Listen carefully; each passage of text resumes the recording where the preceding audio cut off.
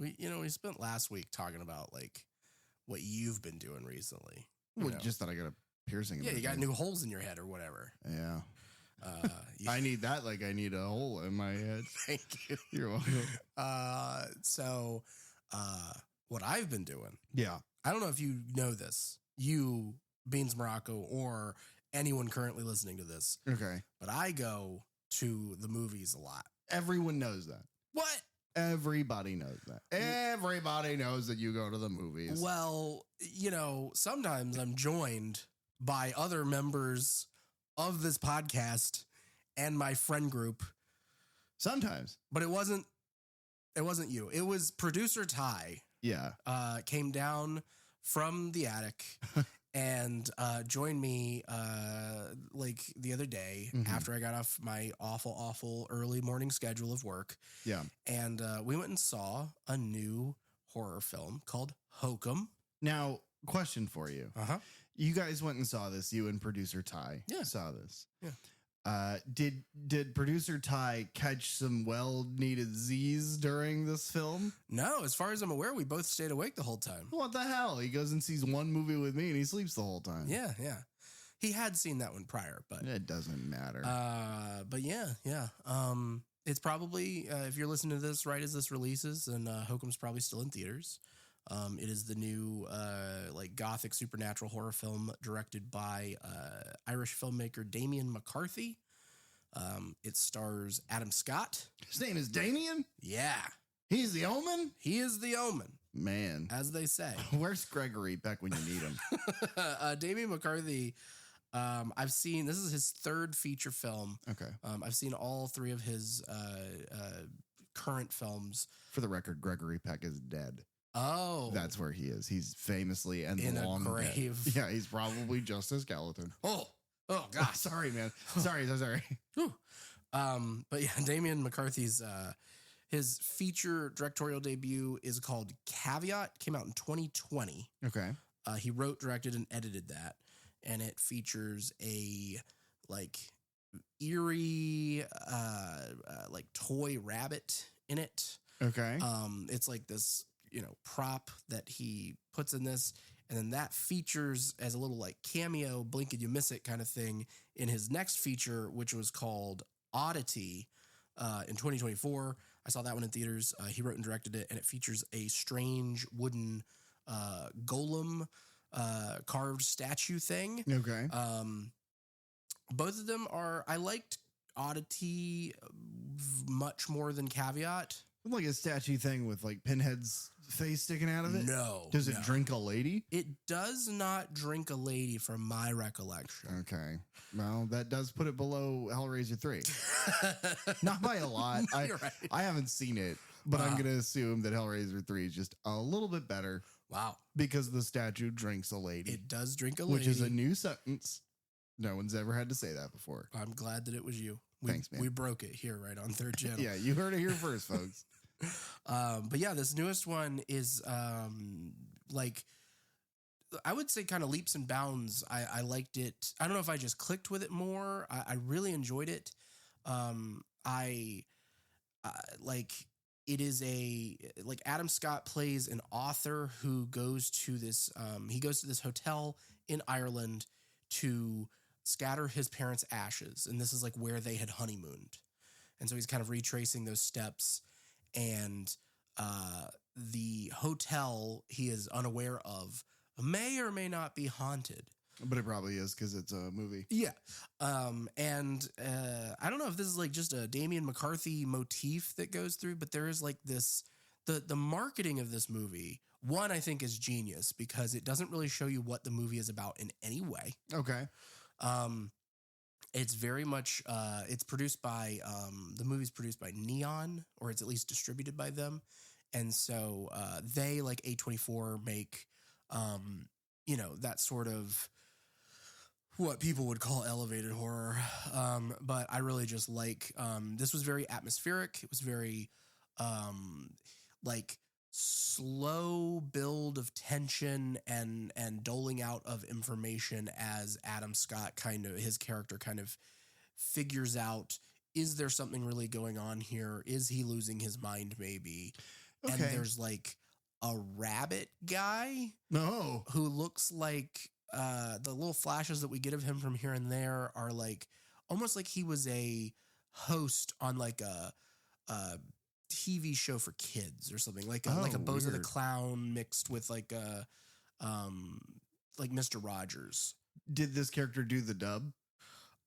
He may have. Okay. He may have done the dub. We'll have to wait and see if it gets posted on YouTube. Yeah.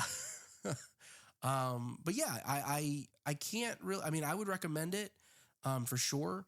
I think that's going to be something that we try and do. If you guys if you follow our socials, if you follow our Instagram, I had shared that Ty and I had been out there and saw that together. I think he enjoyed it as well from what we talked about after. We'll have to talk to him in November. Yeah. Yeah. It's the only time we could wrangle him. Uh-huh. Yeah. Uh-huh. Otherwise he's busy, doing other things. He's making rap albums, Editing our episodes. Yeah. He comes down here every once in a while and steals a Pringle or two. Yeah, which he's not supposed to do. That would be like stealing money from like the petty cash. It's Right. like, well, no, we're going to pay you that eventually. You just have to wait. Yeah. It's yours, but you got to wait for us to give it to you. It was always yours, Ty. The Pringle was always yours.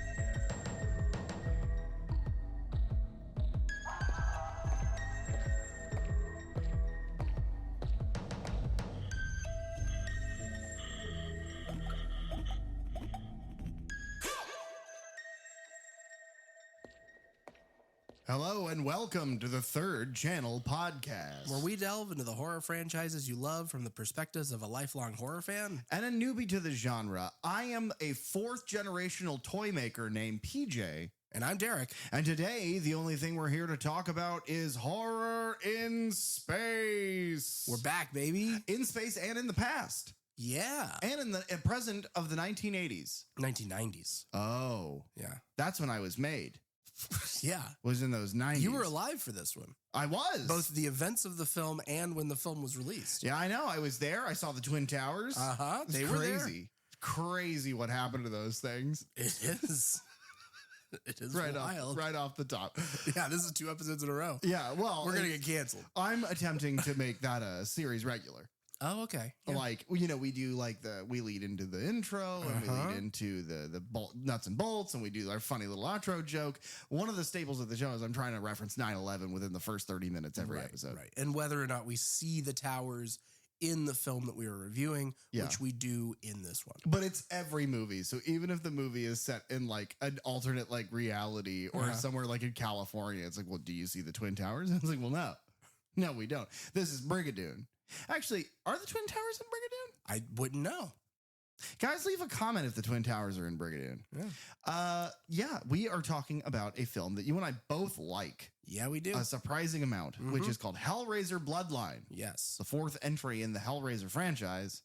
And also a movie that stars a little guy who we were just talking about a little earlier. That rabbit guy? Yeah. And Bozo the Clown. No. It's funny the timing of all of this. Yeah. No, and it's also funny because in the like the interviews that he's been doing, Adam Scott's been doing with the director Damian McCarthy for Hokum, they've talked about his like history with horror. Yeah. Adam Scott's history with horror. And I have his credits and we'll go over them. Because he has done like more than you would think. More than you would think, but I think this is probably the biggest franchise he's dipped his toe in. Oh, absolutely. Not to mention it was like his film, like his big film debut. Yeah. It's his Paul Rudd's Halloween 6. But yeah, no, this is a strange one where it is exactly the opposite of the Leprechaun franchise for me. Where the fourth movie in the Leprechaun franchise goes to space and jumps the shark completely and becomes a farce in and of itself. It is a joke now. This one, the fourth entry, goes to space, but it handles it so surprisingly well. And it is to me one of the best in this franchise. Yeah. I would agree. Like, I rank it so highly. I rank it very high. And it really has a lot of Pinhead in it, which at this point, it's the Michael of it all. It's, and it kind of mirrors the Halloween franchise as well. Yeah. It doesn't have the one without Pinhead in it to kind of center the love of Michael that Halloween had. But as the Halloween movies go on, Michael becomes the center focus. Right. Because he's not really the focus of the first one. He's the thing happening to the kids and then kind of so on. But by the fourth one, it's like, no, it's the return of Michael. He's the poster and is everywhere in the movie. This, I feel, is more of a natural progression into that, but does lead there. Yeah. Because Pinhead's everywhere in this movie. Yeah, and that's what we talked about with 3, is that one really is what kind of thrust him as the horror icon, because he's all over that movie from the jump. This one, he almost splits his time with this new character of Angelique. Yeah. And she is kind of, the foil to him. Also, you could pronounce that name Angeliqua. I could, but I didn't. But if you had just read it, you probably would have. Probably would have. Yeah. The first time, I know that a lot of these you kind of watched, I think it was like 13 years ago or something like that. Yeah, it was like 2012, 2013, something like that. The first 2 I watched like that. And then everything else was like 2 to 3 years ago when we first watched these. So we caught up with that. Yeah. Then I guess we can kind of speak for a shared experience. This was one that we popped in, and immediately it begins in space. Yeah, the only thing I knew about it going in was, 4 is where they go to space. Which I didn't know. I had no idea. And it is immediately like oh, fuck. Like, here we go. This is going to take forever. It's going to suck. It's going to try to meld these weird themes. And then at the end of it, because this is one that Dylan watched with us as well. And at the end of it, all 3 of us were like, oh my God, they threaded the needle. Yeah. Like, this worked really well. And I think it's funny because by this point, most franchises devolve into schlock. Yeah.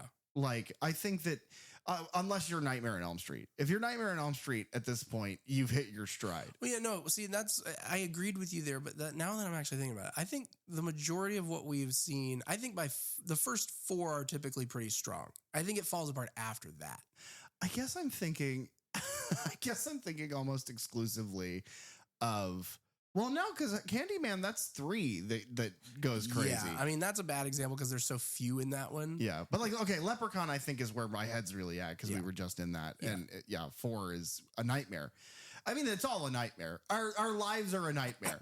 Doing this has taken a dozen years off of my life already. Yeah. Yeah, but then I gain those years back when I talk about movies that I like. Oh, okay. This movie got me 1.5 years. Wow. Yeah. This movie, by the way, that gave me those years back is called Hellraiser Bloodline. The past, the present, and the future will all meet at the crossroads of hell. Wow. 3 generations of the same family deal with the consequences of unleashing the forces of hell. Simple. That's it. I mean, for as complicated as this story kind of is. Yeah, I mean, that's basically it. Yeah. They don't have to talk about like an infinite light mirror ring, which is fun. And I'm going to get this out of the way right from the beginning because I didn't really realize this the first time we watched this, but it's one of the very first things I thought of when I saw it this time is like, I'm working on this thing to get light to bounce around for infinity. And it's like, yeah, that exists. You can just do that. Like you can go see them at museums that exist. You just have to have a source of light in the mirror, but you're in space. Or how do you, or even in the 90s, how do you not do that? You just get a flashlight. I don't know. It's a good movie. It's a good movie that has those weird little like kind of holes in them, but I don't give a shit. Yeah, I mean, if you really get nitpicky with this and you know, try and take it for more than what it is, like, yeah, you could pick it apart for sure. And I think, you know, us really liking it, I don't know if that's with distance from when it came out. Like if we had, you know, been alive and at an age where we could have seen these whenever they were coming out, it's like, when it comes out, is it a big disappointment to us? Or is it like we had just, we'd watched 1 and 2, which I think are like neck and neck with each other, just amazing. Yeah. And then 3 takes a bit of a dip, especially the first time we watched it. Yeah. I think we enjoyed it far more on these rewatches. Yeah, because it's insane. And so then it was just like, oh man, we're already in the like, I know all I've heard about this franchise is that it just gets worse and worse and worse, but like, it feels like it happens fast. Right. And then 4 is just like, oh, and it's going to be in space. And then we put it on and we get through it. And it's just like, I really enjoyed that a lot. I like things with time travel, and this isn't that, but it does play with time and generations. For like the Cenobites, it kind of is. Yeah, kind of. I also like the whole like one actor playing multiple characters across those generations. Yeah. I like that sort of stuff. Something else that is worth mentioning is last week we were talking about 3, and one of the things that I said is that 3 feels so ambitious. It feels so big that it plays with so many things. It just lack of budget, lack of like a real directorial vision. Some of it falls short of the mark, but I can respect what they were trying to do, and it makes a fun ride. Because I like 3 now. I think it's fun. Yeah. It's funny because I think it works fine as the 3rd in the franchise. It's a placeholder, but it's like, hey, really quick. It's like a filler episode. It's like, hey, we're just gonna have a little bit of fun with these guys. We're gonna make one of them like throw like barf up fucking vermouth out of his mouth, but it's on fire and he's covered in barbed wire for some reason. It's like, okay, I'm fine with that. But this one, it's like, it's the same kind of argument that could be made, is it's very ambitious, but this one sticks the landing. It does a 3 timepiece period, like story arcing narration, 3rd act catch up, like all of these things. It's got really good special effects. There's a moment that is very Spy Kids in the way one of the Cenobites look. And it's like, it reminds me so much of fucking like Robert Rodriguez's style for those Spy Kids movies. All the like monsters and creatures and things. Yeah. And the fucking Chatterer's a dog now. Yeah. Now, is that a demotion for Cenobites? I don't know. And I don't know exactly if that's supposed to be the same like person, but they spend so much time showing him do the chat.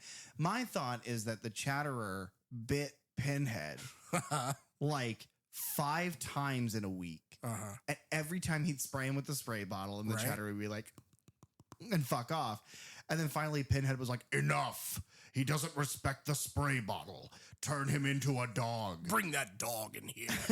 They're like, wait, what do you mean? Oh God. And then he Full Metal Alchemisted him. Yeah. Dude, that's the real villain. What if this was just you know what? I think we cracked the code. Full Metal Alchemist. Yeah. It's that guy turned the Chatterer into a dog. Yeah. Okay. Join us next week when we talk about Pinhead goes to the beach. Yeah. He needs all the sunscreen he can get. Oh my God. He's going to burn so badly. Can you imagine how difficult? Well, no, because now there's spray sunscreen, but if it was lotion sunscreen. Oh yeah. To get into all those crevices and whatnot. His weird little nipple flaps. And then he's just baking in that leather, that skin tight leather. Yeah. Well, imagine if he took all that off and he had like a one-piece bathing suit. Ooh. Yeah. Little polka dots, but the polka dots are like, they come out and then hooks come out and hook all the people in the beach. Well, yeah. Now I'm thinking about him taking that off and all the sexy little like tan lines he'd have. Yeah. Okay. We have to have this conversation. If Pinhead took his clothes off and he had a bathing suit on underneath it, but then he took that bathing suit off and he was nude. Does Pinhead still have a penis, or did he lop that off for some weird sex stuff? No, I bet it's got pins in it though. Like probably the head has some pins in it. So it's a penis. Yeah, it's a penis. Hellraiser Bloodline. That's the clip. That's the audio clip. Was released March 8th of 1996. So the same year that Leprechaun 4 in Space. Except this got to it first. Oh, this did it first. Yeah. I wonder if that's the inspiration. I mean, with how close they release, like probably not. Because pre-production, yeah. Right. But I don't know. It's just a weird thing that they're right here together. Yeah, right here, right now.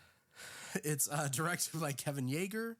It is written by Peter Atkins, and it's produced by Nancy Ray Stone. Okay, guys, we've already done the research on this. Don't worry. We've known for a few movies now, but just to catch you up to speed, Peter Atkins, not related to bona fide smoke show Tom Atkins. They are not related. Yeah, disappointing. Which means Peter Atkins is fucking worthless. Yeah, because he can't introduce us to Tom. Yeah, he can't introduce us to Tom, and I don't want to fuck Peter Atkins. No.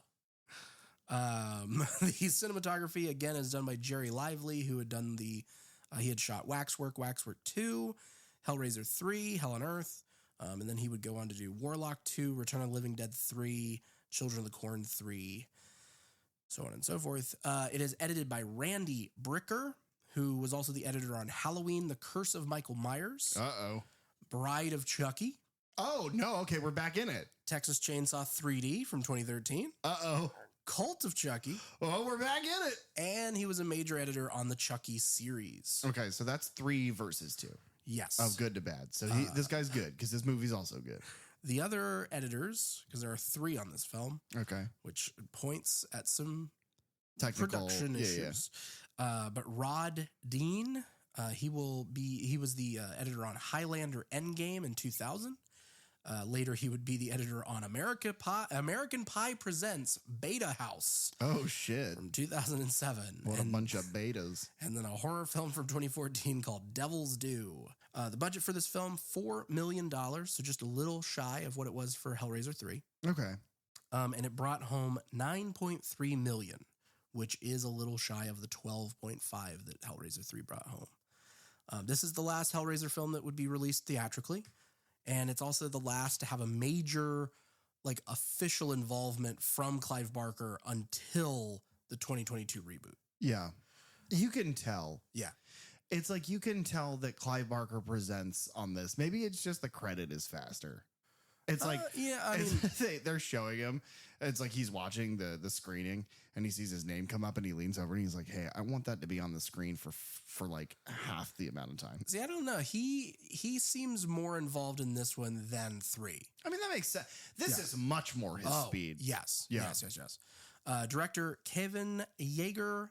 The only other directing he has done is 2 episodes of Tales from the Crypt called Lower Berth and Strung Along. Okay. What we know him from and what we've kind of mentioned him on this show before is that he is a special makeup effects artist. He had worked on Friday the 13th, The Final Chapter, Nightmare on Elm Streets 2, 3, and 4. He did work on Freddy's Nightmares. He is the one who created Freddy's look for 2 forward.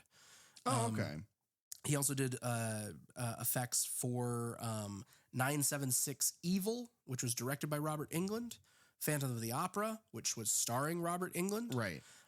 He did effects for Bill and Ted's Excellent Adventure, Bogus Journey, and Free the Music. Something the music. The newest one? Yeah. Yeah. Children of the Corn 3, Rumpelstiltskin, who was directed by the same guy who did Leprechaun, Master of Disguise, the series of Unfortunate Events film. And then he also designed the Chucky doll for Child's Play and the Crypt Keeper for Tales from the Crypt. Which is why the Crypt Keeper has Chucky's eyes. Yeah. Literally, it's the same pair of eyes. Yeah. Writer Peter Atkins wrote Hellbound, Hellraiser 2, Hellraiser 3, Hell on Earth, Fist of the North Star, and Wishmaster. Producer Nancy Ray Stone had done a psychological drama, Femme Fatale, from 1991, Past Midnight, a drama thriller from 91, Ed and His Dead Mother, a horror comedy from 93, and then eventually Warriors of Virtue, which was a 1997 action family adventure movie directed by Ronnie Yu, who directed Bride of Chucky and Freddy vs. Jason. Okay. So that's a little tie in there.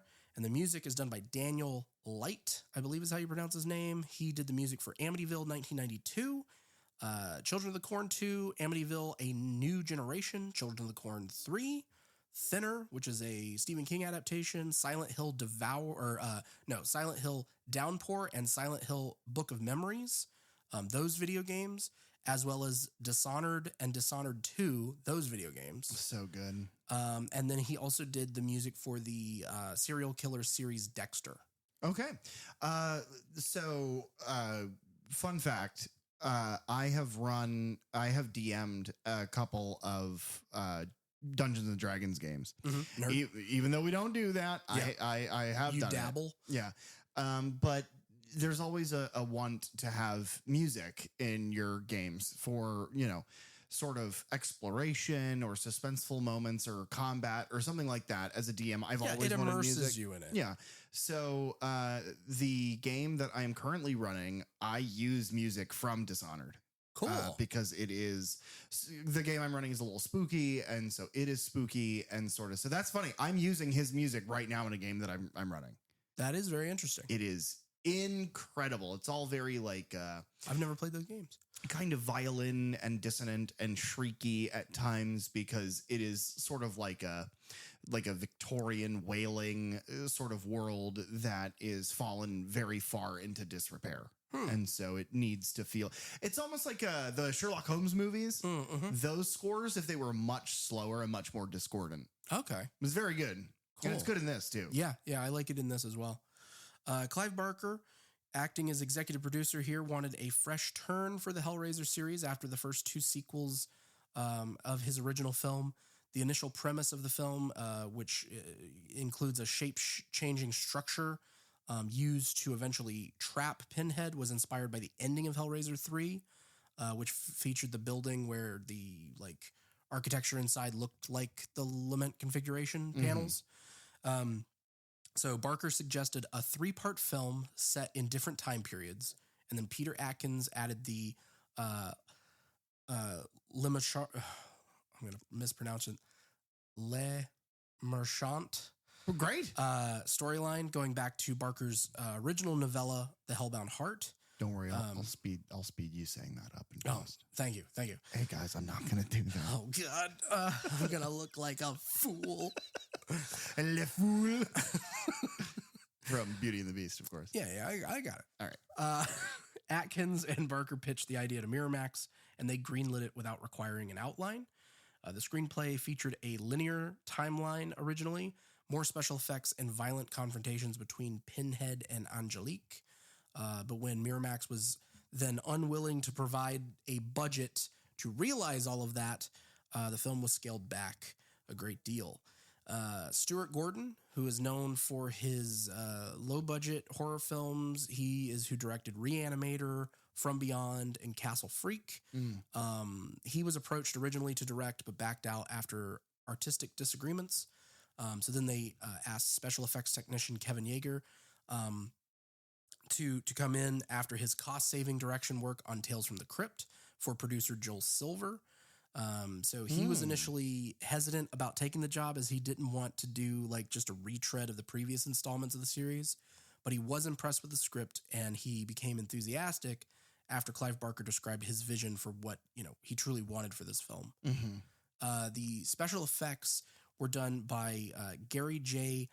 Tunnicliffe, who worked for Image Animation under the special effects, Bob Keane, for the last several films. Yeah. But Gary Tunnicliffe had done work on Waxwork 2, Candyman, Lord of Illusion, and Hellraiser 3, and then he will go on to do the makeup for Inferno, Hellseeker, Deader, and Hellworld.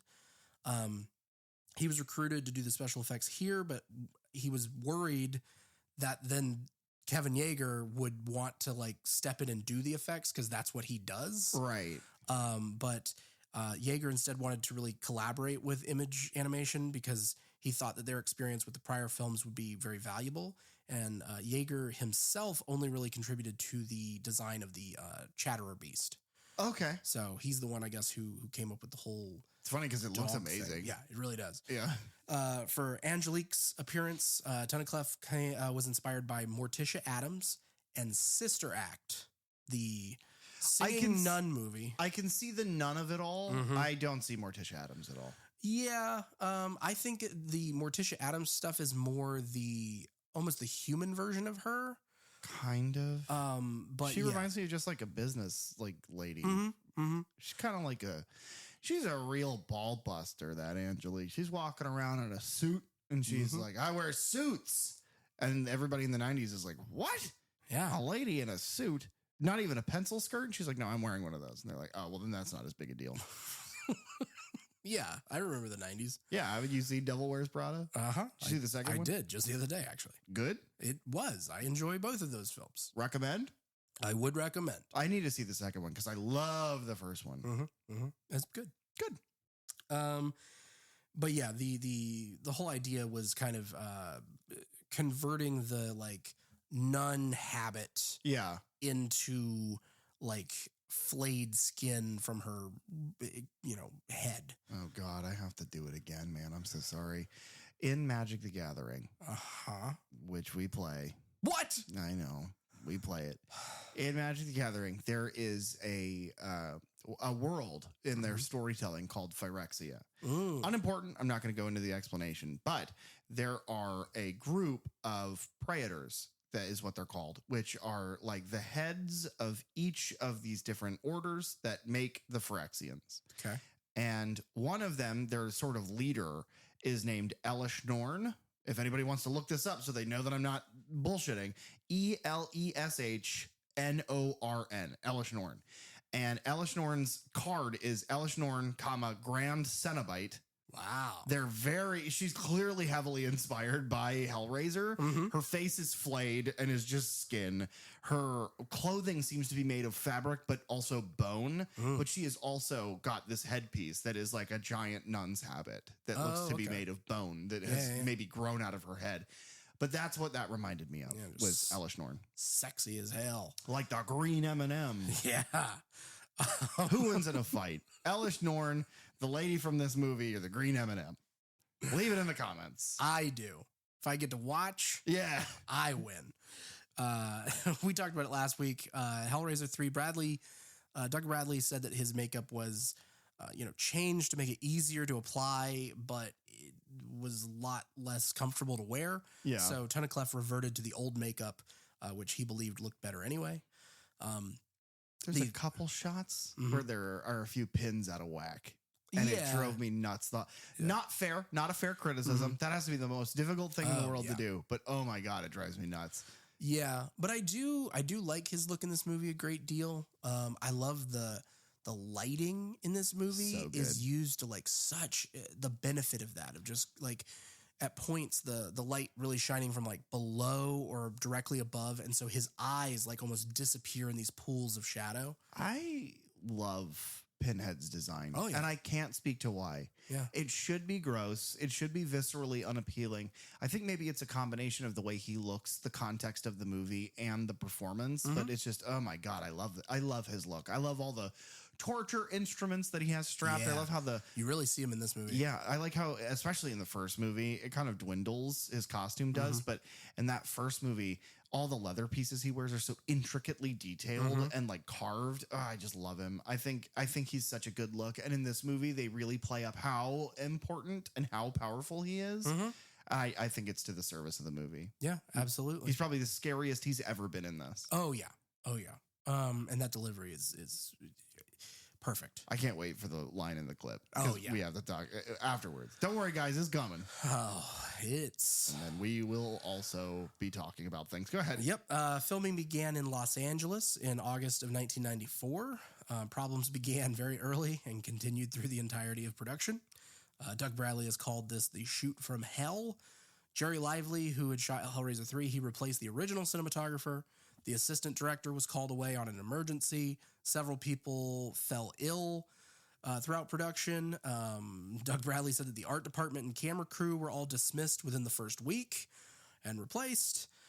So despite the issues, Hellraiser 4 was completed on time and within budget somehow. I don't want to hear about people being too sick to make this movie. Dario Argento shot Inferno from a sick bed. Yeah, that's true. Like laying on his back. Yeah, they should do that. Get bed sores and make the goddamn movie. Yeah. It's Hellraiser. We demand perfection. Because we didn't get it with Inferno. Well, maybe that's the trade-off. You got to lose some and then wait longer. Yeah. And then it's better. Yeah. Talking of longer, the initial cut of this film, which was shown to studio executives in 1995, was 110 minutes. But Miramax's reaction to that was very negative. They demanded that Pinhead receive a more prominent role in this and appear earlier. Because in Kevin Yagher's original rundown of the movie, I think it was more linear. And so Pinhead didn't actually appear until the 96 part of the movie. Yeah. So instead of jumping back and forth, it's just we got to wait until we see him. Yeah. Whereas in this, like you get a very early flash of him in the future part of it. Yeah. And then, you thread him through coming. A lot more. And so Atkins said that they knew about the script, but possibly panicked when they saw the reality of what that actually looked like. So Miramax's demands required, rewrites. Pinhead was inserted into the opening of the film, and it changed that so that the 22nd century part with Dr. Merchant, like he then narrates the whole film in that way, and we jump back and forth, and then like a happier ending was also added. By the way, normally I hate that. No, I hate the narrator, like to make the sense of the plot. Yeah. Normally I do not like it. This one, I feel like you almost have to have it. Like I wouldn't take it the other way, but it handles it well. The dialogue handles it well. Yeah. And I think it's because it's not overly used. No. Like we bookend the movie in the future and you have like one or two moments where he inserts himself again to be like, and now we're going to change times again. Right. And now we're in the 90s. Yeah. But that's about it. Kevin Yagher, coming off the difficult shoot in the first place, declined to direct any of the new scenes and left the production, citing a lack of time and energy. Though he was not necessarily opposed to the changes that Miramax wanted, he said that he did not want to see the film slowly morph into a different product after spending so much of his own effort on it. So director Joe Chappelle, who directed Halloween, The Curse of Michael Myers the year before, was brought in to then complete the film. Atkins wrote 3 new scenes, and when he became unavailable, Barker recommended Rand Ravitch, who had worked on Candyman Farewell to the Flesh, to do some additional writing there. New footage was then shot in April and May of 95, and Doug Bradley said that they consisted of entirely new material. They were not truly reshoots, as you would, think of. Okay. Angelique's origin and relationship with Pinhead and the Lament line were kind of changed. Many of the scenes were removed during this editing process, especially from that earlier storyline, which is why it's the shortest of the parts. Yeah. And then Angelique and Pinhead originally had a more violent and adversarial kind of relationship. The theatrical cut kind of makes that more ambiguous. Like, they're definitely not friends. No. But they're more, hey, we don't necessarily believe or follow the same things anymore, but we're going to have to work together to try and, get rid of this guy. And then there's the double cross that happens. Yeah. I like the way that's handled, though. Oh, yeah. Yeah. And we can get more into that later, but just the ambiguity almost serves the story, because it's we only really need to know about the human side of things and how they're trying to protect themselves. The demon side, the hell of it all doesn't matter. We don't need to know how that works. Right. We get kind of like in the first 2 movies, we get just as much as we need. Yeah. And then kind of finally, the final cut of the movie was only 85 minutes long, which means they trimmed out roughly 25 minutes. And when Kevin Yagher saw the finished film, he felt it strayed too far from his original vision, and so he had his name removed from the credits, and he used the DGA pseudonym Alan Smithee. So on the film itself, it says directed by Alan Smithee, which that is an alias used by directors who basically want to go uncredited on a movie. Okay. So you'll see all sorts of movies out there where in the credits it'll say Alan Smithee, and it's literally just because typically the production took it, control away from the director. And so much has changed in it that the director is like, it's not my baby anymore. I don't want anything to do with this. Take my name off of it. It's crazy because I can't imagine seeing this movie that's quite good and entertaining being like, well, it's not what I wanted. Take my name off of that. That'd be like if you had an ugly baby and you named it something else. I'm going to name this baby, Not My Baby Smithee, or something. I don't know. I'll punch it up. I don't know who or what you are, and I don't care. I just want my wife and my kid back. Oh, I understand. Well, you love this boy. You have plans for him. Hopes. dreams, a whole imagined future where you love him and watch him grow. Yes. Then complete your work. Although the boy will not die here, for 1,000 years his dearest wish will be that he had. For God's sake. Do I look like someone who cares what God thinks? Just tell me what you want.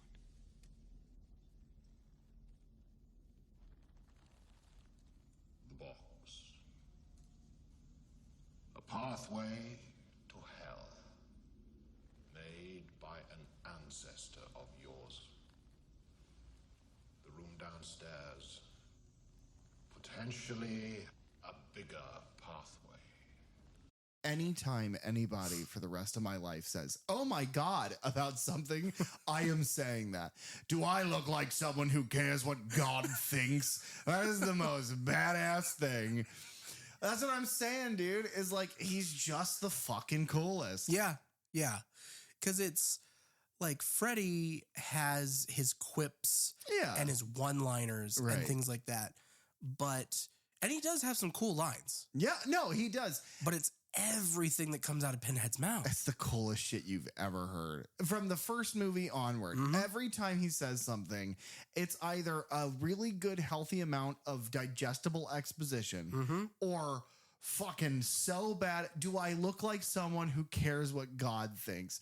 As he has strips of flesh pinned to his clothing and 1,000 nails in his head. It's just fucking cool, man. You know what? To answer his question, no, No, he does not. he does not. He looks like the kind of guy who slaps balls and then asks questions. Do you know what I mean? He kicks Yeah. the door in. Somebody's like, "What the fuck?" And he goes, and they're like, "Oh, it hurts so much." Every man will understand. It hurts way worse if they get tapped. A tap is worse than a punch. You heard it here, folks. That's a third channel fact. Third channel testicle fact. That's what the T in third channels. Oh my gosh. This movie starts in the year 2127. Where do you think it's still MAGA? Oh God. Probably. Go out and vote in the midterms. Please. Because if you don't, then yes, the future is going to be like that, unfortunately. The whole planet's going to just be wearing a big red hat. Just to put that into perspective for everyone. Right. Because I care about these things. This Okay. movie takes place, it starts and ends in 2127. Leprechaun 4 took place in 2096. So before. Yep. Alien Okay. takes place in 2122. so just very a close. Couple of years. And Jason X Yeah. takes place in 2455. So hundreds of years after this. Yeah. Which is funny because for some reason, the technology in all four of those films looks exactly the same. Yeah. It's like once we figured out spaceships in all four of those movies, the humanity was like, it's fine. What? I mean, if it's not broke, don't fix it. Oh, they break fast. Do you remember Jason X, the space 9/11? Two times. I mentioned 9/11. Wow. I mentioned 9/11 once for each of the towers. That's good. I'm gonna have to do it one more Honestly. time for the Pentagon. But Yeah. let's keep going. What about Tower 7? Nobody talks about that. Nobody's allowed to. Yeah, I know. Oh my God, guys, the SWAT team's outside. We got swatted. We're about to get black bagged. Oh God, I'm so happy. Ty, make sure to post this. Ty, get down here and record this. So yeah, Dr. Paul Merchant is a engineer on the space station, the Minos. I'm sure that means something. I'm sure. Is it not like the bull? This is a Minotaur.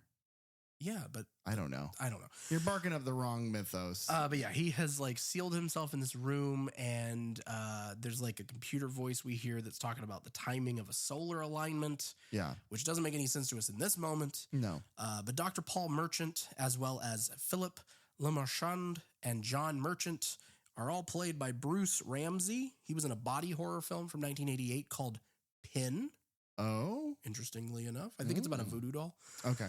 He was in a docudrama from 93 called Alive. He is in Island of the Dead, a 2000 horror film. He is in Holes from 2003. He's the prosecutor. So I guess in the early courtroom Yeah. scene when Okay. Stanley Yelnats the fourth gets sent to anyway. I think I mentioned fucking holes last week. I think you did. Oh, weird. And then he also was in Timeline, which was a 2003 time travel movie that's directed by Richard Donner. Shit. It's starring Paul Walker, who we spoke about last week. Oh, if only they could time travel back to save him. And it's I wish. I know. And it's based on a Michael Crichton book, if I'm not mistaken. Yeah. His performance is so strange because in the beginning it is like horrible. I don't understand. In the beginning, his performance, like when he has dialogue with other people, it is so grating and dry and weird. And it's like, I immediately dislike him. And then by the end of the movie, I really like his, like I dig it. And I don't know what changes. Yeah, to me, I guess like his character in this, you know, the 21-27 timeline, he is like I assume, you know, he's so many generations, so many hundreds of years that these ideas have been bouncing around in his head. And he's finally like about to achieve his goal that his whole bloodline has been trying to do for so long. Yeah. And so I think he's kind of like, he is alone in his own thoughts a lot because it's like, how can he tell people and have them relate to him in any way? Yeah. Well, hey man, what do you do for a living? Oh, how much time travel do you have? Yeah, no, and I like the little sci-fi stuff that this movie does. It doesn't do a lot of it, but what it does do is neat. Like, he wants to do the puzzle box, but he knows that solving the puzzle box puts you in danger. So what does he do? And there's no explanation. It's show don't tell, baby. He puts these gloves on that are in these cages, these little cages, and the gloves have wires, and he pulls them away. And he starts to move his hands. And when he does, there's a robot that sits exactly like Frank does in the first movie, or like Spencer Elliott. Yeah, it doesn't matter. Does in the second movie. Yeah. They sit in that crisscross fashion. They hold the box. And he's in like a locked chamber. Right. And so he is like manipulating the puzzle box, and it solves.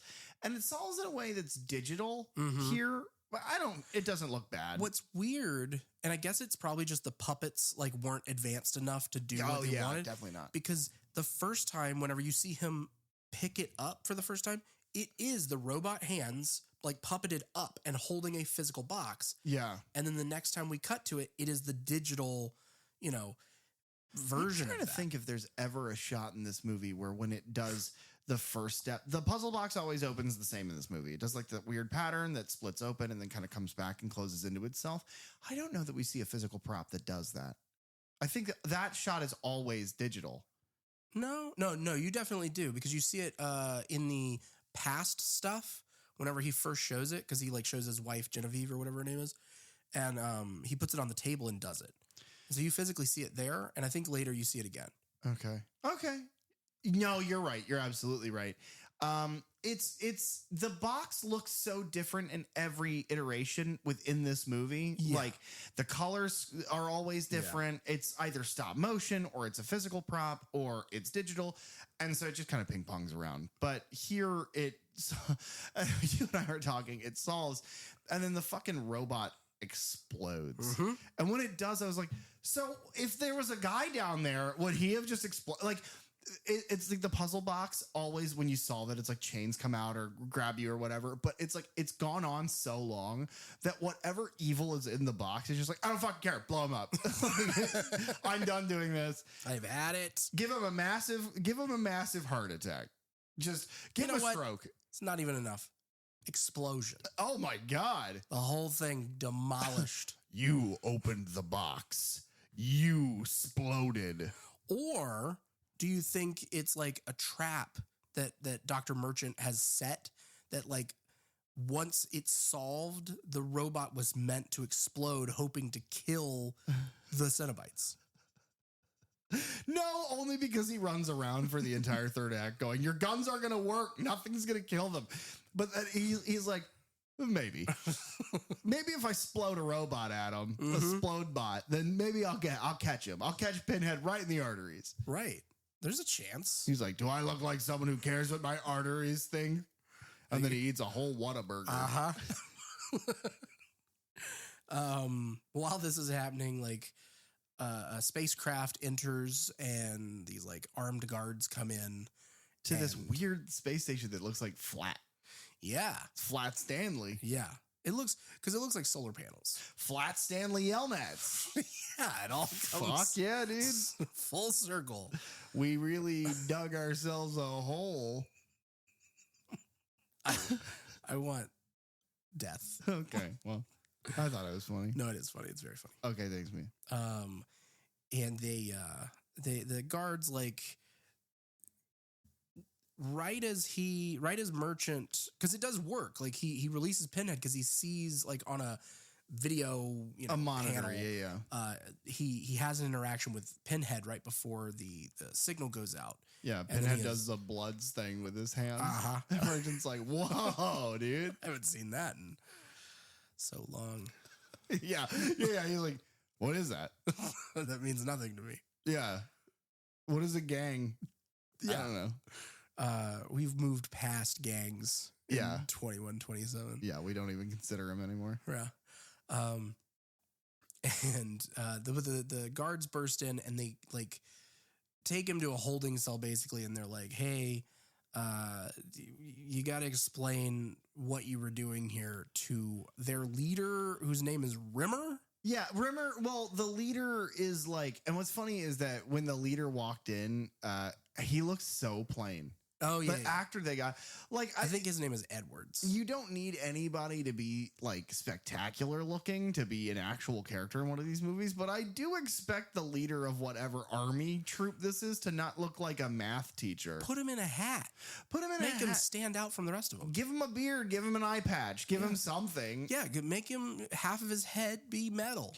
Yeah, and then make him do a really offensive drag number. Yeah, that's what this movie was missing And then he's a robot the whole time. the whole time. That's a bad movie. But yeah, so the strange part about it is like Rimmer is like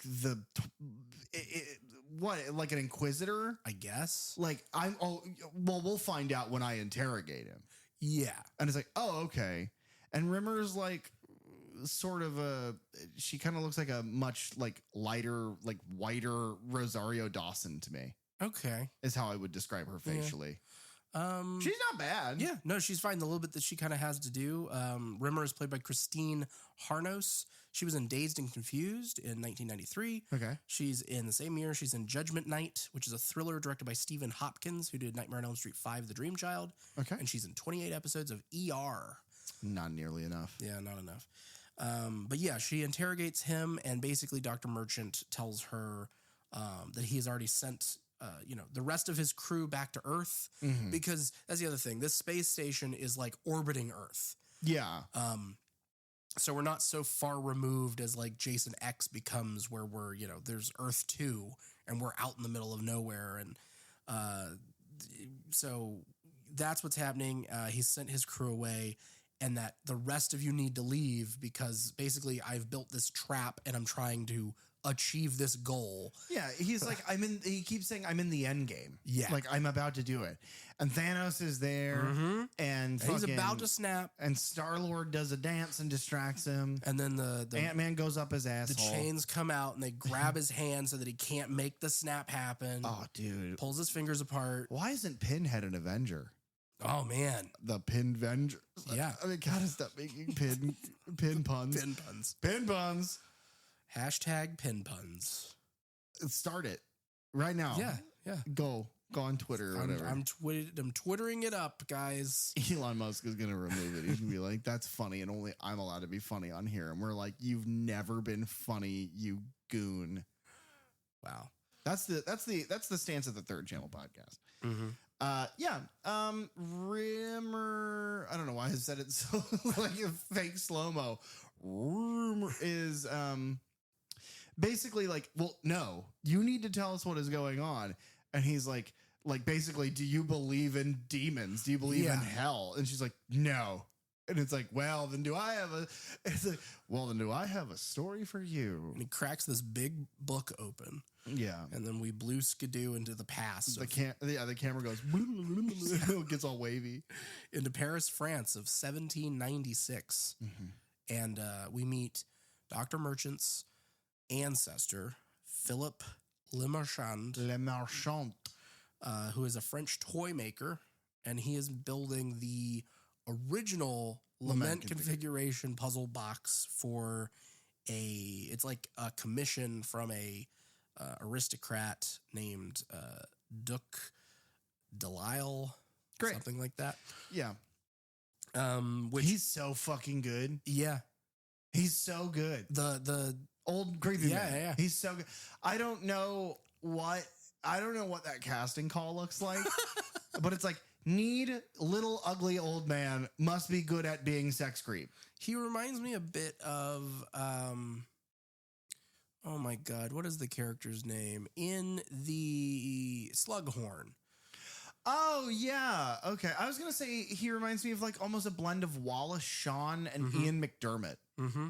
Oh yeah, I see the Ian McDermott in there. It's like that kind of older man character actor. I don't know how this guy didn't work more because I've never seen him before, but he was really good in this. Yeah, I'll get to him in just a second. But yeah, we have this little scene between Le Marchand and his wife Genevieve, where he's like very excited to show off his new box, his toy that he has made. And he's like, I'm the best toy maker in France. And she's like, well, show me. And he does a little thing and it goes and just resets. And it's she's basically, it's one of those little like cube banks where you put a quarter on the little round button and then the cat comes up and pulls it down in there and then it closes. But that does something. Yeah. And she rightfully points out in the most savage burn ever, she's like, so it does nothing. And he's like, well, hold on. You don't understand my genius. He's like, I am the best toy maker in France. I made the box, the look, it does the thing. And she's like, yeah, but what's in it? You dunce? And he cries. Pretty much. Yeah. Genevieve is played by Charlotte Chaton. She was in Good King Wenceslas, which was a TV drama from '94. She's in 11 episodes of Dr. Quinn, Medicine Woman. And apparently she is in James Cameron's Titanic from '97. I wish you guys could see Derek when he comes up to a name that he has a hard time pronouncing. Because it's not just that he's like, oh shit, well, how do you... It's now because there's been so many examples and so many times that we've come to these waters. He gets visibly kind of frustrated. Yeah. It's like his shoulders go, but he's like, I don't fucking know. And it's the funniest Why thing in did the I world. do this to myself? Why did I make me the name guy? Yeah. But yeah, she Genevieve begs him to stay. Yeah. Because he's like, oh, I'm going to go. You don't care about this box. I'm going to go show the guy who paid for it. He's like, at least they'll respect it. Middle of the night. She's like in a nightgown, like a see-through nightgown. And she's like, no, just stay with me. And he's like, no, I'd rather go give this box to a creep. And she's like, okay. And she's like, well, what if I told you that I'm pregnant? And he was like, I don't care about that very much. But he doesn't say that. No, but it's like, but he clearly doesn't care. Yeah, he's just like, hey, that's cool. You keep that bun in that oven, and I'm gonna go see this old guy. He's like, I gotta go see an old man about a box. And she's like, well, I'm with child. And he's like, whoa, that's crazy. Anyway, I'll be back. But yeah, he goes to see Duke Delisle, however I pronounced it before. Yeah. Old man with powdered wig. That's played by Mickey Cottrell, who was in Ed Wood, the Tim Burton 94 film. Wood, yeah. He was in Volcano, a 97 disaster flick, and he's in At Pupil, which is a Stephen King adaptation from 98. And his right-hand man, Jacques, who's played by Adam Scott. He's the big one for this week's episode. Yeah, maybe this is the first time you ever met Adam Scott. Adam Scott is the biggest name in this movie now. Oh, absolutely. Like it's him, then Doug Bradley, then the rest. But Doug Bradley is really famous only for Pinhead. And the rest. Yeah. But Adam Scott, he had done probably what a lot of people our age probably found or saw him in first. He did 4 episodes of Boy Meets World. Okay. He is in Star Trek First Contact in the same year as this, 96. But then the rest of his horror credits are, he is in The Return, which is a 2005 supernatural horror film. He is in Piranha 3D from 2010. Oh. He is in Krampus from 2015, which we have spoke about. He is in Krampus. He is in something called Little Evil from 2017. More recently, he is in The Monkey from 2025. And of course, he's in that? Yeah, he's in that. I didn't know. And I've then never he's, seen a trailer for it, so I don't know. Oh, yeah. I like The Monkey. It's got amazing kills in it. Okay. And the gore is wild. I'll And then, have of to course, watch it. he's in Hokum. And then he's most famously from two things at this point. Yeah, I would say the things that I know him best from, he's in Step Brothers.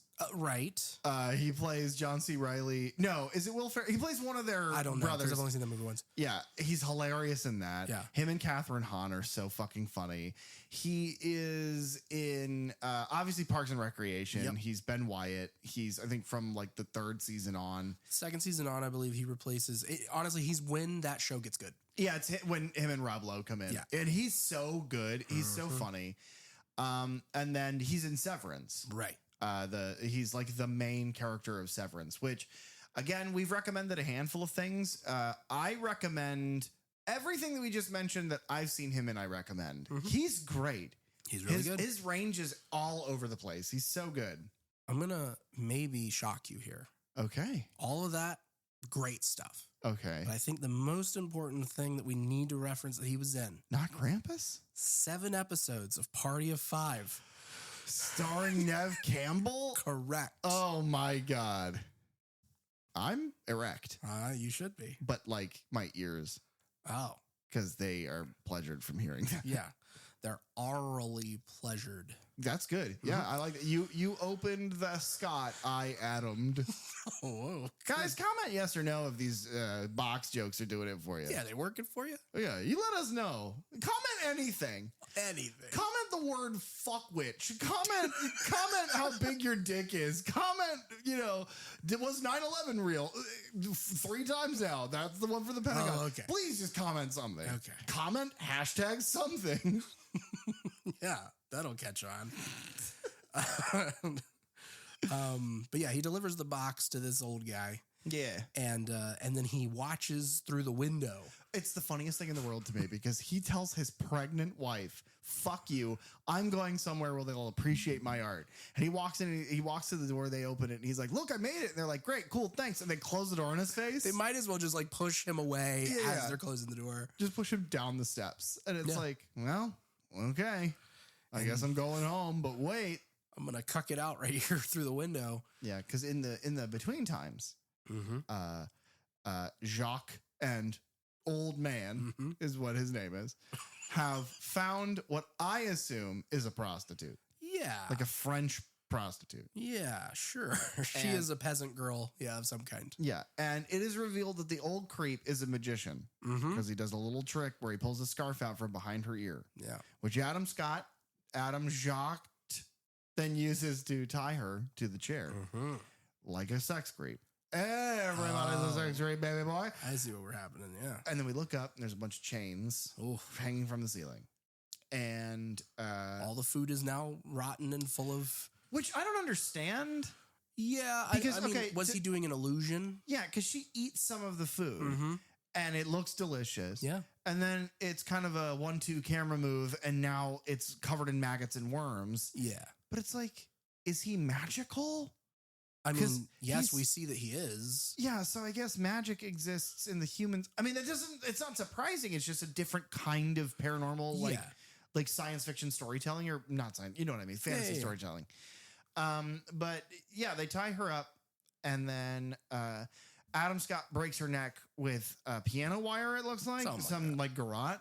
She's dead. Yeah. And they hook her up. They skin her? Yeah, they flay her. Yeah. And Because then then- we get a quick, like, they drag her body away, and so we see, our It's Hellraiser, bloody, skinless person. Still looks good, bright red. Yeah. We see that effect a couple times with like a predator sort of flayed skin, and I love the crimson, dude. Yeah. It works really well. It's one of a couple things that you and I talked about during the film. I don't think we mentioned that in this watch through, but it's very Italian. Just how scarlet it all is. Yeah.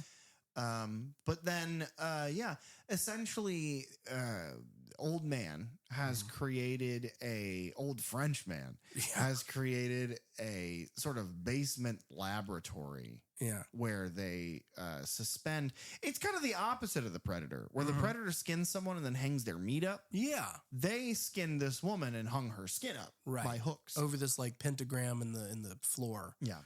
He recites this spell in Latin. I mean, for lack of a better term. And the puzzle box is just kind of sitting off to the side. Yeah. And then begins to move on its own. Mm-hmm. So I do like this. It's a little visually confusing because why wouldn't they make a show of them using the box? Right. But whatever. It doesn't really matter. You see the box sort of react. The Lament Configuration sort of reacts to this spell. And in the easiest form of storytelling, it's like, oh, okay, this is important to this somehow. Yeah. It is a door of some sort. It's like, great. That's all you need. And then the skin fills up with person. I like it. And then that lady's back, but her eyes are blacked out sclera lenses.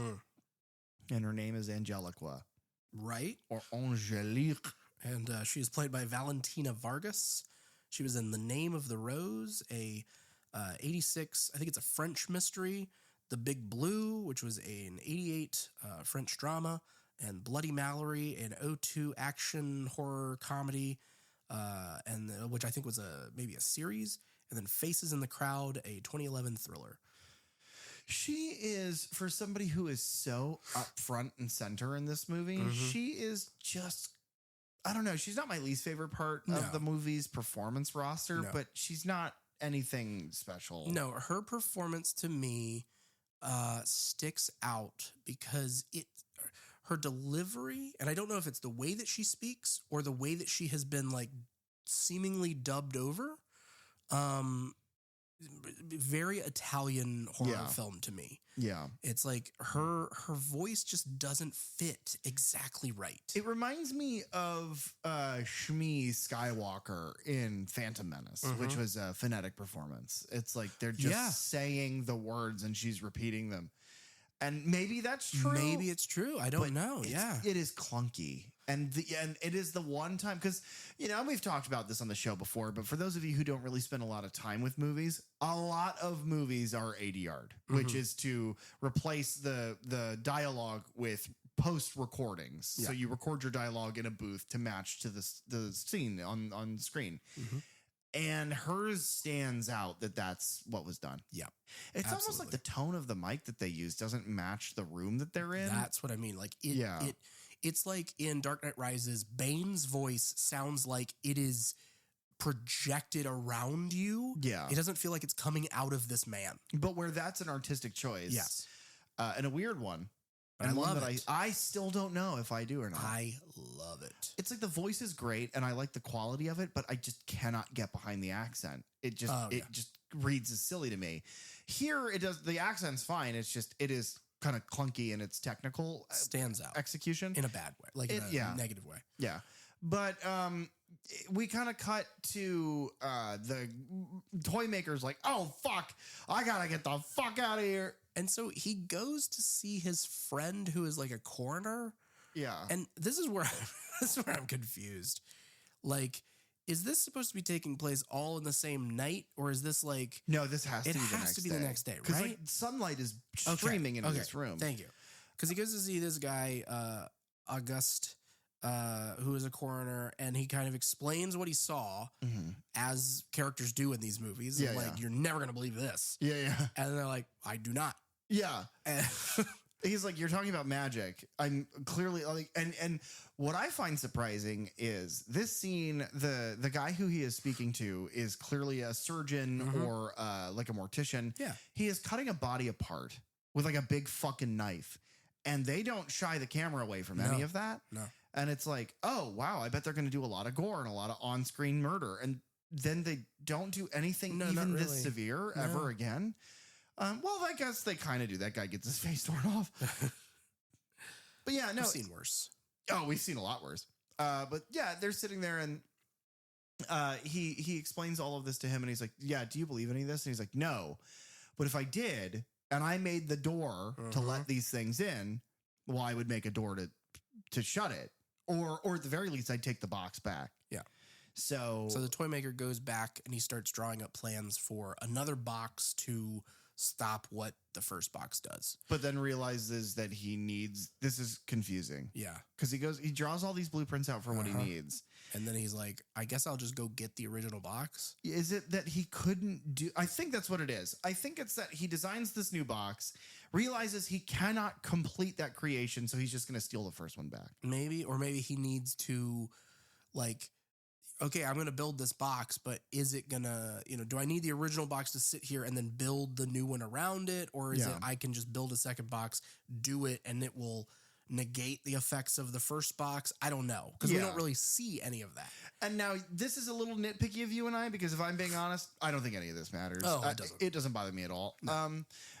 And he goes to get the box, and we find Jacques tied to a bed. Jacques is Adam Scott, and he's tied to a bed. And Angelique is fucking him and hitting him with stuff. Yeah. Great. Sex creeps. Yeah, It's Hellraiser. yeah, That's what we came here for. What I expect from these films. But importantly, old French man is passed away. Right. He's been murdered. His face is all cut up. He's covered in body wounds. Yeah, he's like, his mouth seems to be wrapped in like barbed wire of some kind. Yeah, he's passed.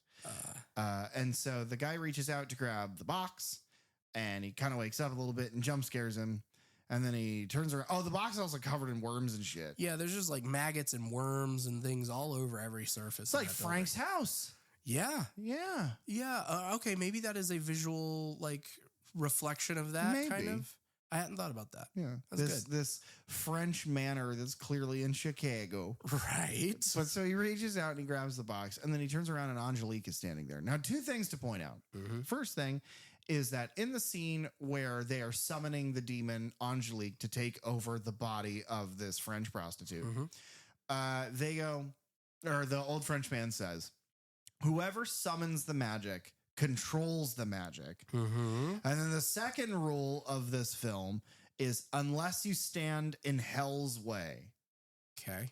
Which makes almost no sense. Right. Until a couple of like 25 minutes from now. And then it makes sense. And they only use it the once. Right. And that's fine. But at least you're paying attention. Yeah. To remember that for later. Yeah. Now we all know. We're caught up. Angelique is now behind him. Right. Miraculously. Almost as though she's a demon. With clothing on. Yes. Now, do they make Sticky and fall in love forever, her and the toy maker, and they live the rest of the movie happily? No, she does want to feel his fingers, though. Yeah. She mentions it a couple times. She says a weird word. It's like supple or something. Pliant. Pliant. Yeah. Yeah. Is she trying to get, I mean, I don't mean to be crass, but is that entendre? Is she like finger my butt or something? Yeah. That's what she means. These goddamn demons and their butt fingering. They need to figure it out. They need to stop doing it. Yeah. Or keep doing They it. need to finger it out. Ladies and gentlemen, joke of the show. That's fucking hilarious. Yeah. But no, they don't finger. They stab him. Yeah. They like beat him with like a, I don't know. Like a little weird bat. Yeah. It's like a little club. Yeah. And then she goes to stab him with the knife that they killed old Frenchman with. And I guess they're gonna torture him a bit because he's still alive whenever Genevieve, his wife, shows up. But basically, Jacques like tells him that his bloodline is cursed because he is the one who has unleashed these demons on the earth via his invention. Yeah. He's like, you made the bugs, your children will be like baguettes. Or whatever. Yeah. The French are a joke. Third Joe podcast. Least favorite podcast in all of France. Yeah, that's probably true. Yeah. But the toy maker's wife, Genevieve, had like seen his plans and had grown, I don't know, suspicious of what he was doing. And so she follows him and she gets to the mansion and finds him right before he dies. And he basically is like, leave. They're coming back to finish me off. And you take that however you want They're gonna butt finger me. And to keep, our unborn child safe. Yeah, which she assumedly does. Yeah, because then we get a quick scene where Dr. Merchant is then telling Rimmer that his bloodline went on and made it to the 1990s, but that Angelique had basically wants the box to open the gateway for her, and that the whole bloodline thing continued for years, dreaming about puzzle boxes and portals to hell and things like that. And so we then catch up to Manhattan, New York of 1996, so 200 years later, and we have Le Marchand's descendant, John Merchant, having a nightmare about Angelique. And he like wakes up and it's like he talks to his wife and he's talking about how like these dreams feel like memories. Yeah, and his wife is like, yeah, I'm the lead actress, or I'm like one of the leads in The Devil Wears Prada and the sequel to that. Well, no, she looks like that. Yeah, you would think.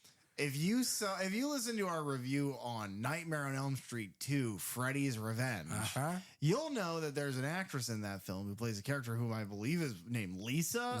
And she looks exactly like Meryl Streep. Yes. Like confusingly like Meryl Streep. His wife, Bobby Merchant, is played by Kim Myers. That's right. Yeah, she looks just like Meryl Streep. Yeah. She was distracting in Freddy's Revenge. She is in The Sitter, a TV thriller from 1991. Letters from a Killer, a crime drama from 98. And then most recently, I guess she was in something called 5,000 Blankets from 2022. It is a drama film starring Anna Camp. Oh, okay. Who was in Scream 7. Which was bad. But no, she's great in this. Yeah. But he's like screaming. He's in bed and he's like, the box, the puzzles, fuck. I was a toy maker in France, fuck. And then the baby's like, what the fuck, Dad? You woke me up. And Meryl Streep's like, I gotta go check the fucking baby. And that's a classic family drama. Right. All of that happens. Yeah, they do have a son named Jack Merchant. He's played by Cortland Mead. He was in The Little Rascals from 94. I don't know which one he played. None that had any dialogue. This kid's fucking awful. He was in the thing that I know him from. He's in The Shining, the 1997 miniseries version of it, where he plays Danny Torrance, and he's awful. And then he's also the voice. I did not know this. He is the voice of Gus Griswold in the Disney show Recess. Oh. As well as Lloyd Nebulon from the animated show Lloyd in Space. Oh, God, in space. But yeah. I'm surprised that's the first Doctor Who reference I've made. Thankful in this episode? Yeah. Or in life? No, I reference that every day. Yeah. Thankfully, this kid does not have a lot to do. No, almost nothing. He's got like 2 lines. I don't like him. No, he's got dead eyes. I don't like his face. No, I hate him. I don't like his acting. They're like, hey, Mr. Merchant, you won a prize because you're an architect. Yeah. And he's like, oh, good. And the cover of some magazine has him sitting there. And it's got like the decor of the background of his photograph in a building that he's obviously the architect of is clearly pieces of Lament Configuration. Yes. I love that. Yeah, same. Especially because it's the way that 3 ends is, for those of you who don't remember, 3 ends with the Lament Configuration basically being buried in concrete. Yeah. And then from under that concrete, a building is built that then looks on the inside like the Lament Configuration. So it's almost like it poisoned it. But this expands on that. Yeah. And I like the way it does that. Yeah, I do as well, because it's playing with, that this was a in much the same way of like the box was always yours. Yeah. It's that of like history has the literal bloodline, the title of the fucking movie is why this happens. And Angelique, whenever she talks to John later, she more or less says that of like, you think this building just came to you? And it's like, it was always going to happen. Like it's in your blood, it's in your brain, and you've got to get these ideas out. We go to Paris for a second. Angelique sees the article about the building in the magazine, and she is still living 200 years later with Jacques. And she asks him to take her to the United States so that they can confront John. Jacques, who has not aged a bit. No. So I assume that would be very important. Right. But then she starts scratching him with like a demon claw. Yeah. Like a devil, like a shitty little devil hand. Yeah, because we get a cool split diopter shot where she puts a cigarette out in a Glass of whiskey. yeah, while he's like drinking in the background. It's the only one that stood out to me in this movie after so many in 3. Yeah. But yeah, she kind of like, they go back and forth and he's more or less like, I am in control of you. He's like, after 200 years, I can't believe you don't remember what I like. I like a glass of Lagavulin. Right. I like having the worst haircut you've ever seen on a man. That is correct. I like living in Paris, France Uh-huh. for over 200 years. And I like having butt fingering done. So get over here and finger me. And finger him she does. But in a different With way. her clawed hand. Yeah, because he has now gotten in hell's way. Right. And then again, that is the last time that matters. But it's a neat little payoff. Yeah, it is. It Then is a little strange because you do think that Jacques is going to play a bigger part in this. I guessed immediately. I was like, oh, he's going to be like the human antagonist, like the Frank of it all. Right. But no, he dies here. Yeah. She like rips a hole in his cheek and murders him. And then she like punches through his chest and pulls his heart out. Yeah, she Viltrumite punches him. Which is what? I don't give a shit about Viltrum. Oh shit. But like, which is what the dream that John had about her was, her holding his heart, more or less. Assumedly, she then gets on a plane and goes to America. Yeah. Which is odd. We have to assume, because unfortunately they didn't do like a little Indiana Jones thing where you see a toy of a plane fly across a table globe. They also haven't shown us that she can grow wings. Yeah. Much like the derelict at the end of Hellraiser 1. Yeah. He's at an award ceremony and he's like stumbling through a conversation. And he's in like the lobby of his building, which is where like the panels of the Lament configuration are giant and on the walls. Are most visible, yeah. Yeah. And he keeps seeing her in the crowd, like flashes of her in the crowd. He gets very awkward and leaves. Yeah. And it's about this time that she's like, you know what? I'm a sex creep from hell. Right. I'm going to lure a man to his death with sex creepiness. Yes. She walks down some stairs and she finds the most milquetoast, bald, fat man you've ever seen in your entire life. He's not even really fat. He's just like a chubby guy. He's just a dude. He's just a guy. This businessman is named Sharp. That's all we get. It's just Sharp. Weird. He's played. I was not going to mention this. He is played by Louis Mastillo. Okay. I wasn't going to bring it up. But why did you? But he happens to be in one episode of Party of Five. So this is just like a reunion with him and Adam Scott. Great. I have to assume it was they crossed over. They meet each other and it's like, oh Jesus, buddy, how you doing? You're my best friend. And they were like each other's AA sponsors or whatever. We're gonna get sued now. Yeah, allegedly. Yeah, that's what AA stands for. Is Adam allegedly? Yeah, or allegedly Adam. It's either or. It's automated teller machine. But so she lures him downstairs. Which you use your PIN number for. Oh, that's good. Yeah. Pin pun. She's like, hey, wait right here. Close your eyes. And he's Don't like, look over here. Okay. And then without any explanation of how she knows where this is, she walks around a corner of the basement at a concrete wall, punches through it, and assumedly finds the box from the last movie.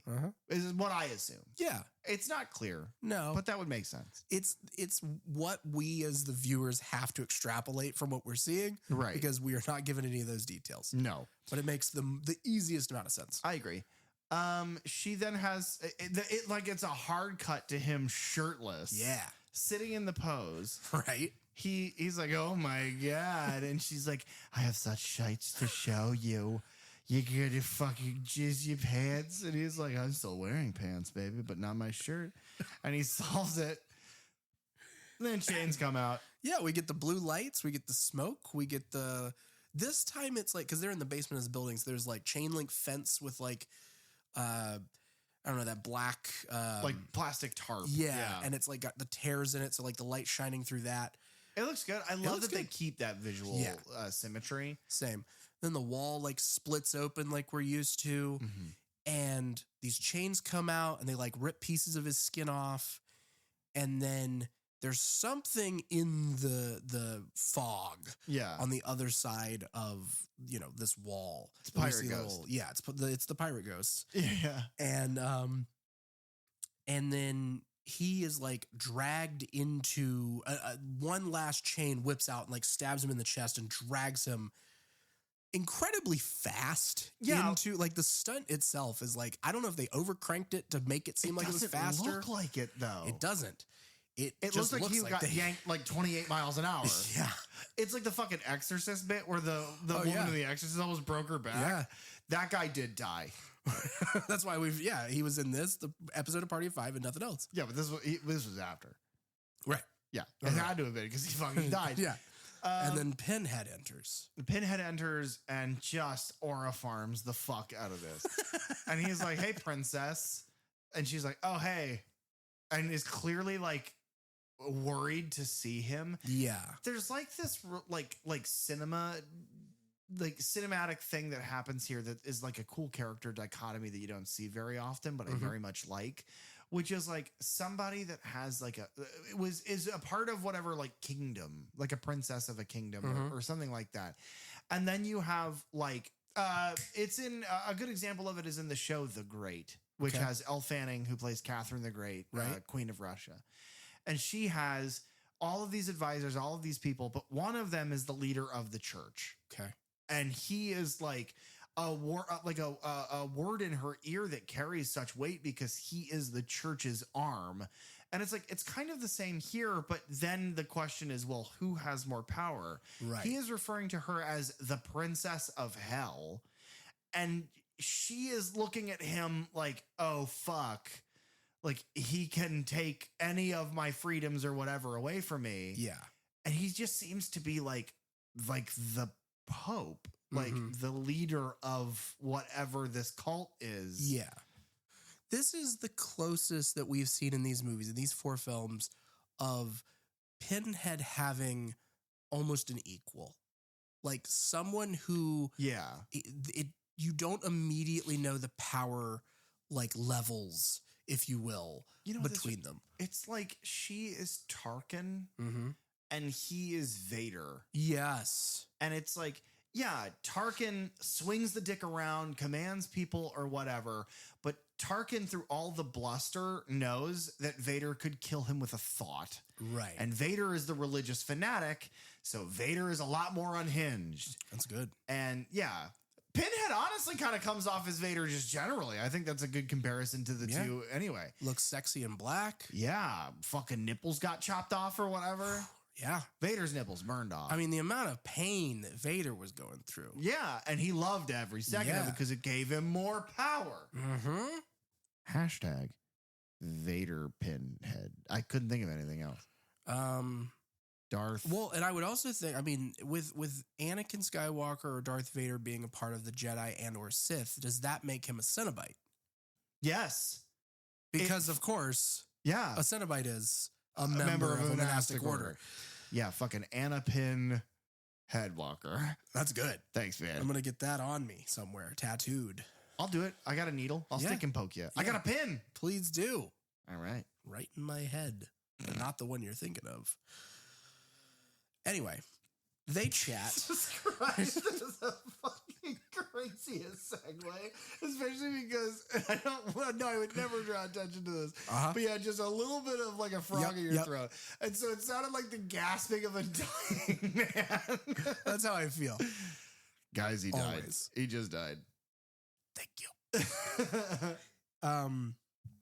But yeah, basically I don't know if they teleport. I don't know. They end up in the lobby, which is now abandoned. Yeah. And she shows him all the Lament Configuration panels in there. And he's like immediately like, oh, fuck. Yeah. Like, this is either two things. This is the end of us or it's going to be really fucking cool. This is either really good or really bad. Like, we gotta torture this guy. We gotta get information. We gotta know. And she's like, oh, don't worry. I'm luring him with desire. And Pinhead is immediately like, fine. But if you piss me off, I'm gonna put a stop to this because this is ridiculous. Yeah. And that's kind of his through line the entire film. Pretty much. Like, I am humoring you, but I'm getting annoyed. Yeah, because he talks about how, she's been gone from hell for the last 200 years and a lot has changed. Yeah. So we don't do things that way anymore. Mm-hmm. So the next day Angelique approaches John at work, and he shows her his plans for A box of infinite light. Right. Great. Who cares? They look at this piece of parchment that has the drawing that his ancestor did. Which, for the record, is a split apart diagram of a cube, right, with the Lament Configuration pieces of metal clearly drawn on it.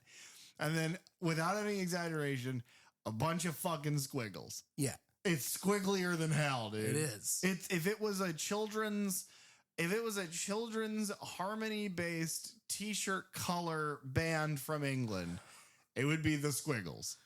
Wow. I hate you what did I've it, though. become. You did it. Yeah. I didn't know where it was going. You made it happen. I love when she asks him what he's doing. They go over to an Apple II old computer. Oh, fuck, dude. Really quick. It's the Squiggles versus the Hellatubbies. That's really good. Thanks, man. Okay. Somebody draw that. Oh, shit. But yeah, it is. The computer is like 90s. And she's asking, what is he doing? He's like, yeah, I'm trying to do this thing with lasers and mirrors. And it's the literal, that is what he says, that I find hysterical. Yeah, especially because she looks at him like, oh. It's, you know what it is? It's the modern day equivalent of Bitcoin. Oh, yeah. It's like, it's lasers and mirrors and the blockchain or whatever. Yeah. And NFTs. I just haven't been able to figure it out, exactly. It starts out well, but then it takes a lot of processing power. I smashed a pickaxe through my PC and I just can't seem to mine any crypto. I know. I was computer hacking and everything. What is up with us tonight, dude? We're killing it. I don't know what any of that meant. Hashtag pin pun. But yeah, she does at first is kind of like, oh, okay. And then seems very intrigued once he kind of shows her the computer model of what this could do. It's like intrigued and afraid. Yes. Which I like. But I think, to me, I read in that, especially knowing where she goes in all of this, I think it's that start of, I can use this against Pinhead. Yeah. If I play my cards right. I think one thing I wish this movie did more clearly was establish her motivation. Mm-hmm. Because she is against Pinhead in a way of, I want to do what you want to do, but I want to do it in my own way, and I want to be in charge. Yeah. But it's not very clear what he wants either. It seems to be the same thing he wanted in the previous film, which is to destroy the door. Yes. But he now no longer seems like the loose cannon he was in 3. Now he seems very much, again, an arbiter from hell. Right. So, which I guess, in the storyline of what we know of 3, they are now... his Pinhead side of him and the previous humanity Spencer side of him are now mixed again. So he is back to being, Yeah. I just don't understand. I understand that their motive is to kill the man who created the box or get the secrets to use it to reverse its polarity and allow them to intermingle on Earth for as long as they want, that hell will come to Earth. Yes. But I don't understand why she would work against that. I think it's because, the only reason I can think of is for the last 200 years, she was summoned, she came to Earth, and now she has basically been the sex slave of Jacques, we assume, for 200 years. And then she has finally regained her own power, and she has, she is on her own for the first time, and she sees an outlet of, Pinhead has now come back. He has the power to put me back in bondage, if you will. And if I can find a way to stop that from happening and banish him forever, I can just keep on keeping on for the first time ever. I don't know. I think there's just a bit of kind of a women empowerment motif going on with her. Yeah, I can see that. John has this dream about having sex with Angelique, and he wakes up to a phone call from her wanting to meet And so, it's very much because Bobby, his wife, wakes up and is like, well, who is that? He's like, oh, Japanese client, doesn't know what time, Yeah, and it's like, I love her face here because it's what I said when we were watching it. It's like, okay, not only can I see your reaction, but I heard the phone call. Yeah. That's clearly a French woman named Angelique who's a demon princess trapped inside the body of an old French prostitute. And she wants your pliant fingers. He's like, how the fuck did you get all that from a 5-second phone call? She's like, I'm Meryl Streep's fucking double. Yeah. I know everything. I always know. Yeah, just a little bit after Meryl Streep does. Right. Because she's got to call me and tell me. Yeah. But it's to set up kind of in a similar way of in the past storyline of like Genevieve being unsure of what the toy maker is doing, and so being suspicious of that. The same sort of thing is happening here, except Bobby is being suspicious of John probably being cheating on her or having some extramarital affair. And then the funniest possible thing happens in like a linear tandem, which is Angelique's like, I'm going to seduce him, and kind of meets at the office. And then nothing really comes of that talk. Yeah. It's just kind of more of the same. And then it's her and Pinhead are talking again. Yeah. And at the same time, we have two twin security officers that are just kind of bumbling around. Yes. But I'm going to ignore them for now. Yeah. This is the whole twin situation, once I got to looking into them, is odd. Oh, okay. Is that something we should address? Not like, I mean, we'll address it when we kind of get there, but yeah, like Pinhead and Angelique are having this like meeting in this room in this random room. I don't know if this room exists. I don't think so. I think it is supposed to be like an extension of the box's door that has opened. Okay. But fucking Pinhead says some of the coolest shit here. And it's basically like, yeah, your way isn't working. And also, I don't have to let you do this. I think it's stupid to begin with. Anything, I'm paraphrasing. Right. But he's like, imagine if this was the dialogue. I don't give a fuck about you, you stupid. Fuck you, bro. No, but Pinhead's like, yeah, I am aware that you are trying to trap him with desire, but desire is stupid in the face of pain. I am going to shred this man to pieces and get the information that I want. And about the time that they've had this conversation, these two idiot security guards have stumbled into a door that is not on the map of the building, walked down an incredibly long hallway, bumped into Pinhead, and then Pinhead makes them into a floop. Yeah. For those of you who remember Spy Kids. Yeah. They become a floop. Which all the people listening to our show do. Yeah. Very basically, the way that this happens cinematically is Pinhead, waves his hands around. They are racked in chains. And then this skull mask split in half with spikes on the inside stick to either one of their faces' sides. And he's like, I can see your greatest fear. You're thinking, please don't take me away from my brother. Don't worry, that will never happen again. And then a giant like twisting rod shoots out with like screws that screws their faces together and twists them into what we find out later is like two heads, one body that's stitched together down the middle. Yeah. It's terrifying. Yeah. But it's such a cool design. Yeah. It's very similar to, and I think it's a prop that's used in the early scenes of New Nightmare with Heather Langenkamp's husband being the special effects artist. Oh yeah. I think this head prop is, or makeup or whatever you want to call it, is in the background of one of those shots. Interesting. Or if not, it's something very similar. But yeah, it is, they become like these conjoined twins of a Cenobite. But my favorite things about this is two details. The first detail is that in their transformative process, two needles stick into each of their backs. One begins to drain blood. The other begins to pump a blue liquid into them, which is great because that is an exact visual parallel to Hellbound, Hellraiser 2, when Dr. Chennard is turned into a Cenobite. And it's like, Oh, they took that directly from the source. Mm-hmm. So they've taken something from 3, which is where the Lament Configuration ends up. And this is a continuation of that story. They've taken from 2 and they've taken from 1. Like it's very faithful in that. And I really like that. But the other thing is a line that Pinhead says. And he says, like, let this serve as a reminder. You can either work with me or you can work for me. Mm-hmm. And then turns these men into a Cenobite. And it's like, it's just another reminder that this character is not on her level, that he is playing along, but that he is a realm above her. And it's like, ugh, because she gets visibly shaken by this. Yeah. Which is great. Yeah.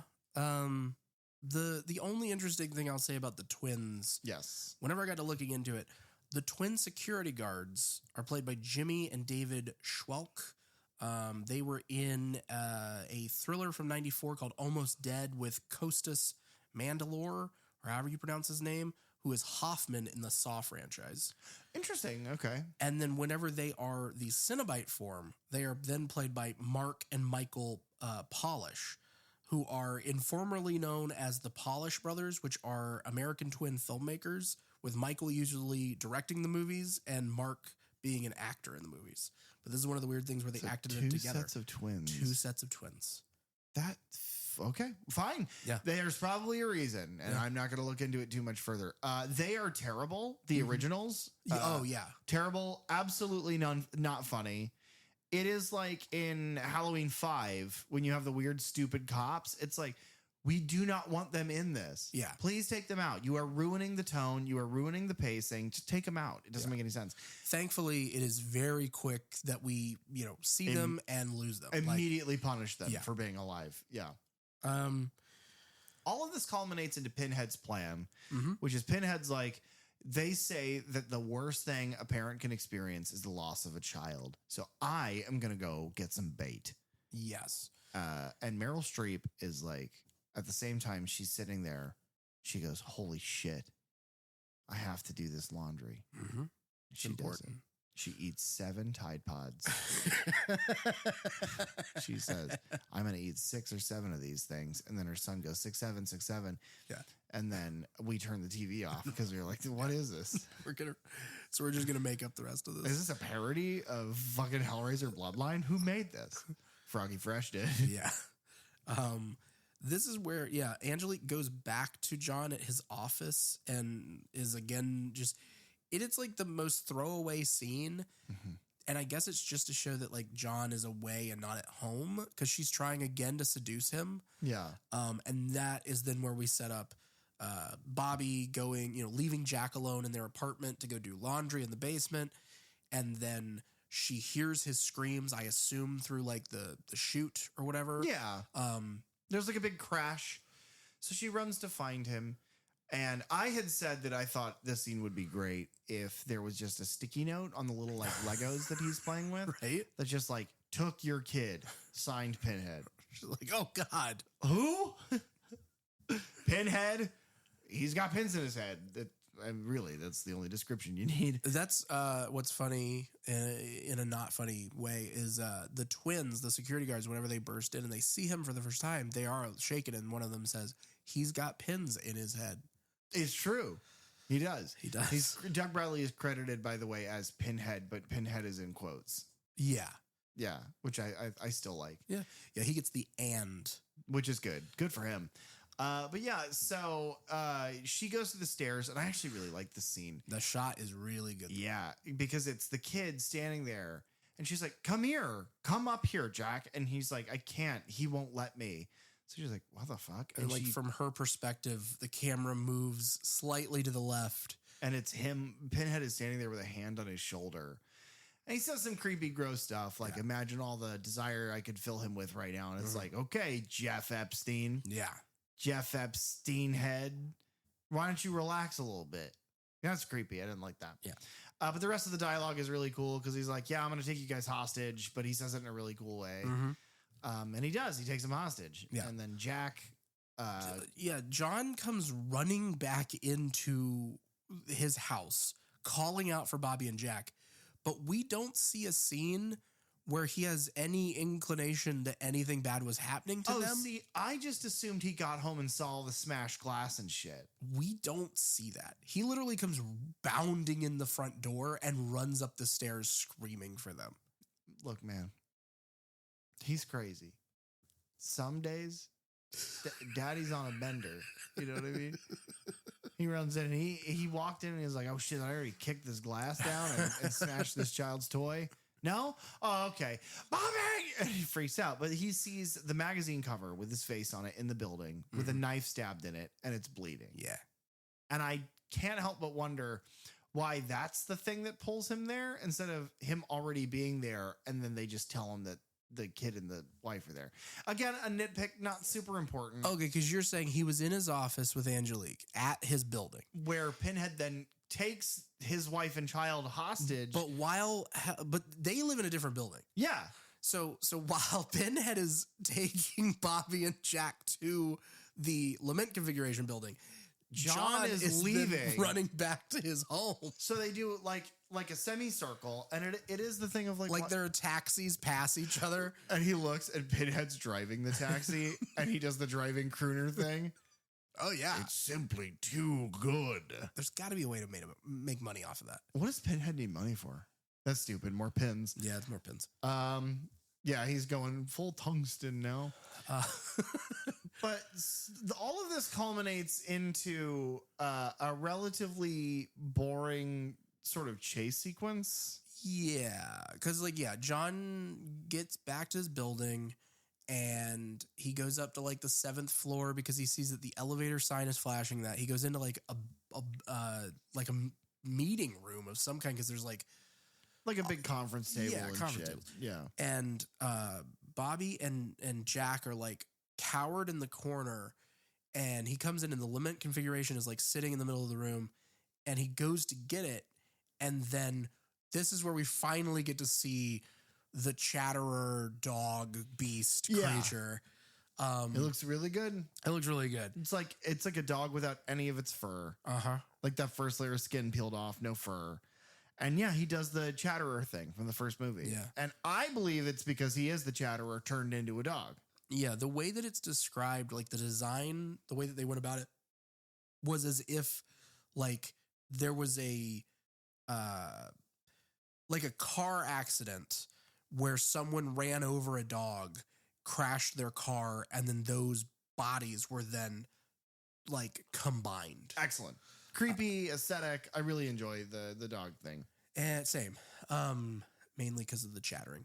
But yeah, this is where John, this is our clip, if I'm not mistaken.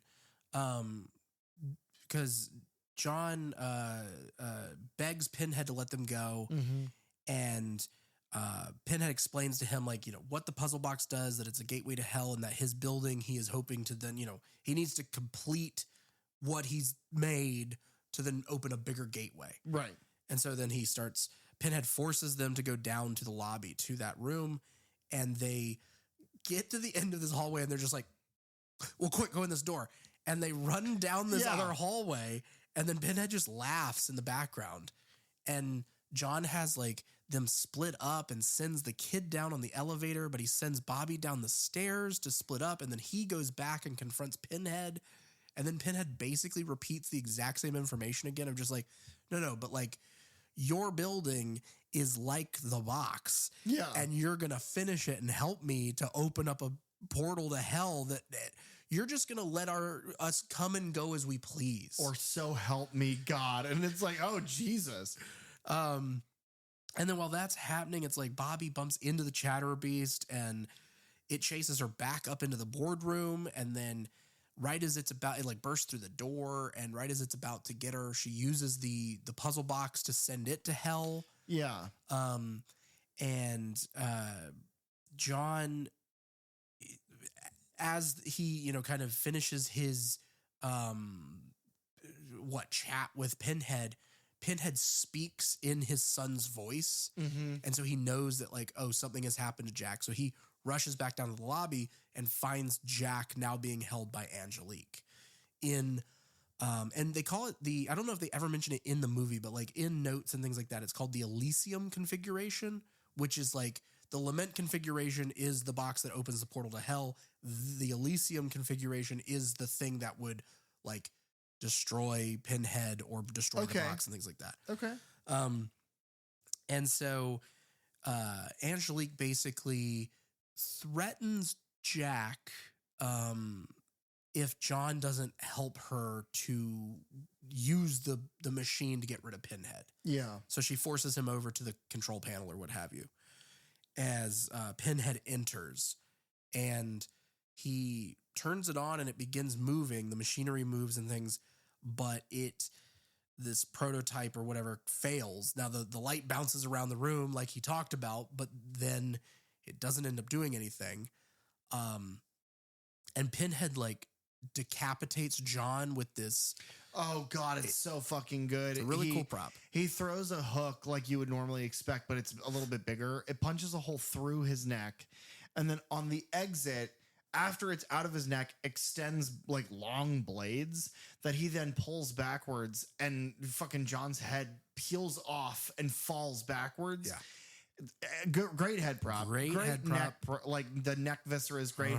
When he lands next to his head and his body is still like shaking, like trying to fight off Pinhead. And then Doug Bradley's laughter the entire time. Just so horrible. Yeah, that is really, really well done. And something that we haven't seen before. Yeah. So that's cool. Bobby shows back up and has the Lament configuration. And so she uses that to drag both Pinhead and Angelique back to hell. Right.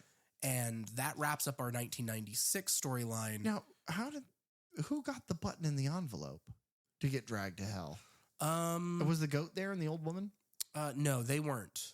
That was somewhere else. Shame. Yeah. That movie's crazy.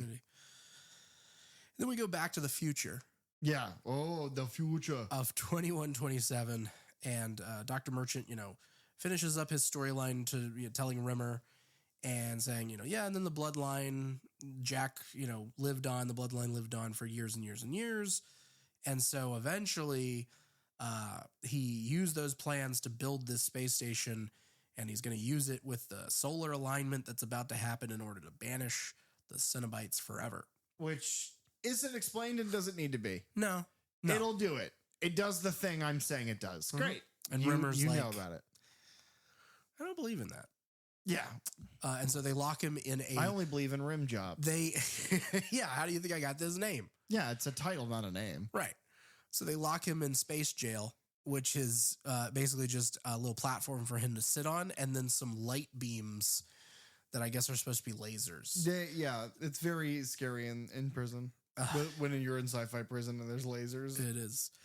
And somehow still like a rampant human trafficking ring. Yeah. It's a nightmare. It truly is. This whole movie is kind of indicative of a multi-generational nightmare. Almost like the bloodline is cursed. Uh-huh. Fuck, I think we nailed it. Yeah. I do recommend. But yes, Dr. Merchant here tells us, that Pinhead and the twins and Angelique, now in her Cenobite form, have already been freed whenever he opened the box in the opening scene with the robot. And so kind of them figuring out what his plans were, the Cenobites then kill the entire rest of the crew. And some of the ways that they do that are fine. Yeah. Some of them is like one of them, like a security detail guy gets eaten by the dog. Yeah. It's like you get... the best kill is the person that finds them, because the first guy. Yeah. The Parker. Yeah. It's like the payoff of, they did the thing with the voices to lure people and all these things. So he opens the door. He's like a heavier, like more muscular, probably taller, black security officer. And which is a shame because I think he might be the only person of color in this movie. Yes, that I can think of. Parker's played by Ren Brown. He was in Warlock, the Armageddon, which is directed by Anthony Hickox, who did Hellraiser 3. Okay. That may be how the tie-in happened. Maybe. But he hears children's voices coming out of the locked room. Right. And so he goes in to investigate, and out of the, darkness, chains whip out and grab his face and pull his skin. Like Frank. Right. When Frank says Jesus wept, his skin is all over the place. So that's the same thing that happens to this guy. Except he screams, "Oh my God, what the fuck?" And then it is amazing. It's like all the chains pull away all at once, and it just tears his face and neck skin off. Like so simple. It looks like you could do it at home. And then he's just like, fuck, it falls down. And they like drive another one in through his skull and kill him. Yeah. Then we get Angelique tricks a guy named Carducci, who's played by Pat Skipper. He was in Predator 2. And she is like, I don't know what she's supposed to be in. She's standing there and just like, help me, I need, whatever. And he goes to help her, but he almost like puts his hands through and gets pulled through like a shimmering kind of force field. Like almost like a semi-mirror. Yeah. And then when he passes through it, it's liquid, but then she is in her Cenobite form on that side where she appears to him originally in her human form. He gets like halfway into the mirror and then the mirror solidifies again. It is implied, right? Because you don't really definitively see it, but it's heavily implied. And then he slides down as one half of a body. It doesn't look too bad, but it does look like they couldn't afford to do exactly what they wanted. Right. And it's a little, with the effects of the time and whatnot, it's like you're kind of having to figure out exactly what went on. Right. And then next you've got Chamberlain. Yes. Who is someone is an actor we've talked about before. Yeah, I recognize him from something. In this shot, like where he's walking, when he gets in the good light, he's got this blonde hair. Yeah. The actor's name is Tom Dugan, and he was in Leprechaun 3. He is Art, one of the loan sharks. Oh my God, you're right. Okay. Where's this big dumb friend? I don't know. He must have already been killed. I do like this little moment here where it's like he is walking through kind of stalking through the ship, and the other guy, Edwards, I think, or one of them had already like radioed him and was like, Parker has been killed. Mm-hmm. Like, you've got to be on the lookout, and shoot to kill for, whatever you see. He had his face torn off so violent and dramatically that none of us having seen the security footage will ever be the same. Yeah. And so he's like stalking around, and then there's a sound behind him as the lighting changes and that blue light pours in. And as he turns around, Pinhead comes out of the smoke and fog, and he uses his name. He's like Mr. Chamberlain. Mm-hmm. And it's like, how horrifying. Right. Is you have no idea who or what this thing is.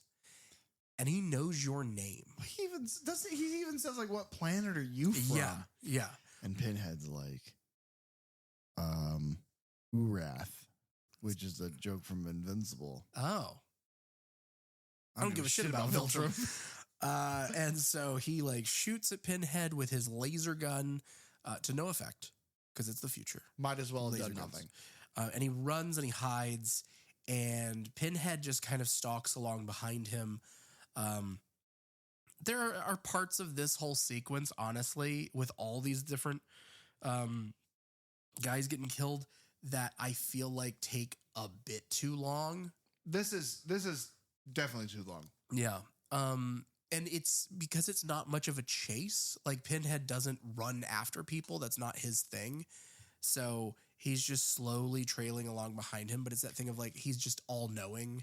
I'll tell you what, as somebody who plays Dead by Daylight, mm-hmm. and as somebody who loves to play Dead by Daylight as Pinhead, this whole thing is very indicative of a game of Dead by Daylight. Okay, so it works in that way? Yeah, in the sense of like, the killers never run. Uh-huh. You kind of move at your own pace.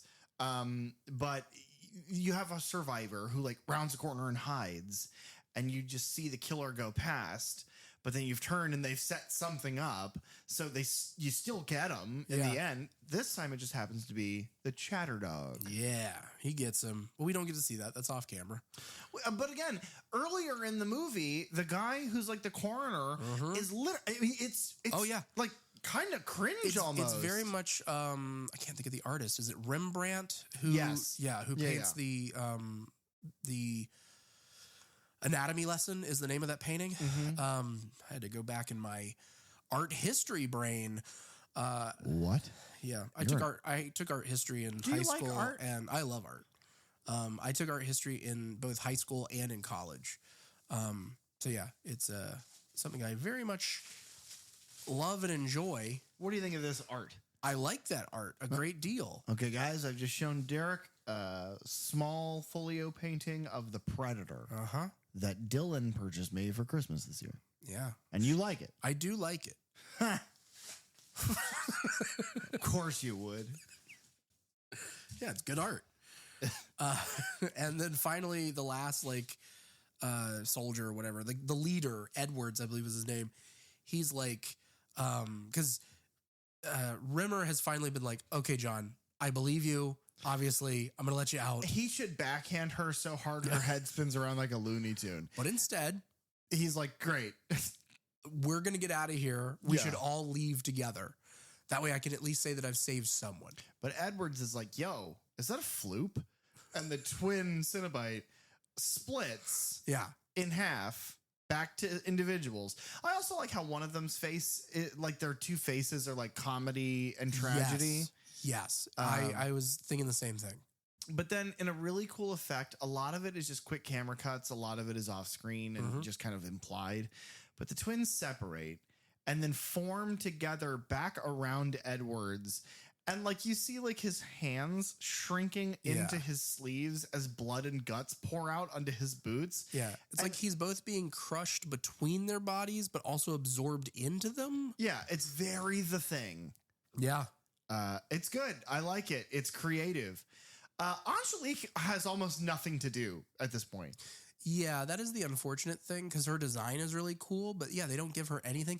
The only thing is like Edwards was trying to use the box against them, and she just like Jedi, pulls it away from him, and then is like it still does exactly what. Yeah. I don't understand. Edwards, real quick. Paul Perry is the actor's name. He was in Memoirs of an Invisible Man, the John Carpenter film. Interesting. And then our finale, the little bit that we have left of this is Rimmer and Dr. Merchant escape. He sends her to the escape shuttle while he's preparing the station for, the whole endgame plan here. Yeah. He tricks Pinhead with a holographic projector. Yeah. And kind of tricks Pinhead into sitting idly for a conversation. Right. And as that's happening, Rimmer is chased by the Chatterer dog. And she like traps him in this chamber. Like a decompression chamber. Right. And then like turns the pressure up until he explodes. Yeah. And it looks good. It looks really good. You know what it looks like? It looks too wet. Do you ever have a chatter dog that's just too wet? Never have. No, I never will because those aren't real. Well, I don't know. Look at Buddy. He's chattering. Buddy, are you the thing? Guys, my dog is the thing. So Everybody knows that who listens to this show. And yeah, so they're having this conversation, and we get it. It's another one of those like they have a conversation in a room, and John shows him like a projection of Earth, and Pinhead looks at Earth, and he's like, "There's so many people there, and I'm going to do so many terrible things to them." And then he turns around, and John's gone. He's like, "There are more people on this planet than there ever have been, and I cannot wait to finger all of their assholes." Right, and he's like, "Oh, let me introduce you to my friend Rimmer." And she's like, "Yeah, it's a title, not my name. I lick assholes." And he's like, "That's cool. I put pins in dicks." They're like, "Should we start a small business?" Yeah. And then John's like, "No, we got to get the fuck out of here." And then we have a repeated scene of them standing in another similar room where there's just chains hanging from the ceiling. Yeah. And then it's revealed that John is actually a projection because Pinhead hears a beep and he looks down at this panel and it's like, escape shuttle launched or something. Yeah. I think you cut this entire scene out. If you needed more cuts, it's like the conversation they have is just a repeated motif of everything they've talked. Suffering is sexy. I'm going to kill a whole bunch of people. You're evil. No, I'm not. He. Pins in my head. Now, my question for you in this moment is, do you think that this scene is what inspired Rian Johnson to have Luke fight Kylo Ren as a force projection in The Last Jedi. Yes. Okay. 100%. I think that this movie is the inspiration for the sequel trilogy. Okay. It's this movie, obviously prior Star Wars movies. Right. And 7.5 hours of footage Uh-huh. of raccoons faking injuries so that people will give them food. They thought if we fake... Pandas do that too. Yeah, they thought, oh, look at the raccoons doing this. If we fake being Star Wars, people will give us money. Wow. One day, you and I are going to break the mold. We're going to talk about Star Wars. Yeah. We already have so many times. We'll have to do it. So another really cool Pinhead moment, and this is basically our finale. Yeah. To explain, this space station is a transformer. What? It folds. And part of what it folds into is a giant like solar panel array that takes a solar storm and projects it into the rest of the rest of the station, which collapses in on itself and turns into a giant interstellar Lament configuration. Yeah. The Elysium configuration, baby. Now, let me tell you something. Does that seem stupid? Yeah. Is it a really kind of cool visual effect and works for what the entire film has set up about a generational attempt to create this device? Yes. Works for me. It works. It looks good. It's cool. It looks dated because the movie's from the 90s, but who gives a shit? And the spaceship that pulls away is like really unique looking. But then Pinhead is like roasted alive by the sun, like the solar flare. Like the light is too bright for him. He is too of hell. He is this demon that can't survive it. And like pieces of his face have blown away. And like you can see like holes through him. But Merchant says something, and I can't remember what it is.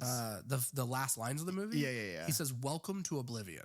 And fucking, that's right. Because it's so Pinhead. Merchant's flying Rimmer's flying the ship away. Yeah. But he says it's the last thing Pinhead hears through the speaker. Merchant says, "Welcome to Oblivion." Pinhead says, "Amen," and bursts. Yeah. And it's like, and then the whole spaceship fucking explodes. And it's like, yeah, we have now defeated him. They also do the Jason X thing of all of the subsequent Pinhead shit can exist. Yes. And we know how he dies. Yes. Killed by the very man who killed by the great, however many grandsons of the very man who created the Lament. Like, I'm goosebumping thinking about it. Same. It is... and I love having conversations with people about this movie because every single part of the summary and synopsis of this movie make it sound like it would be an absolute snore fest and a disaster.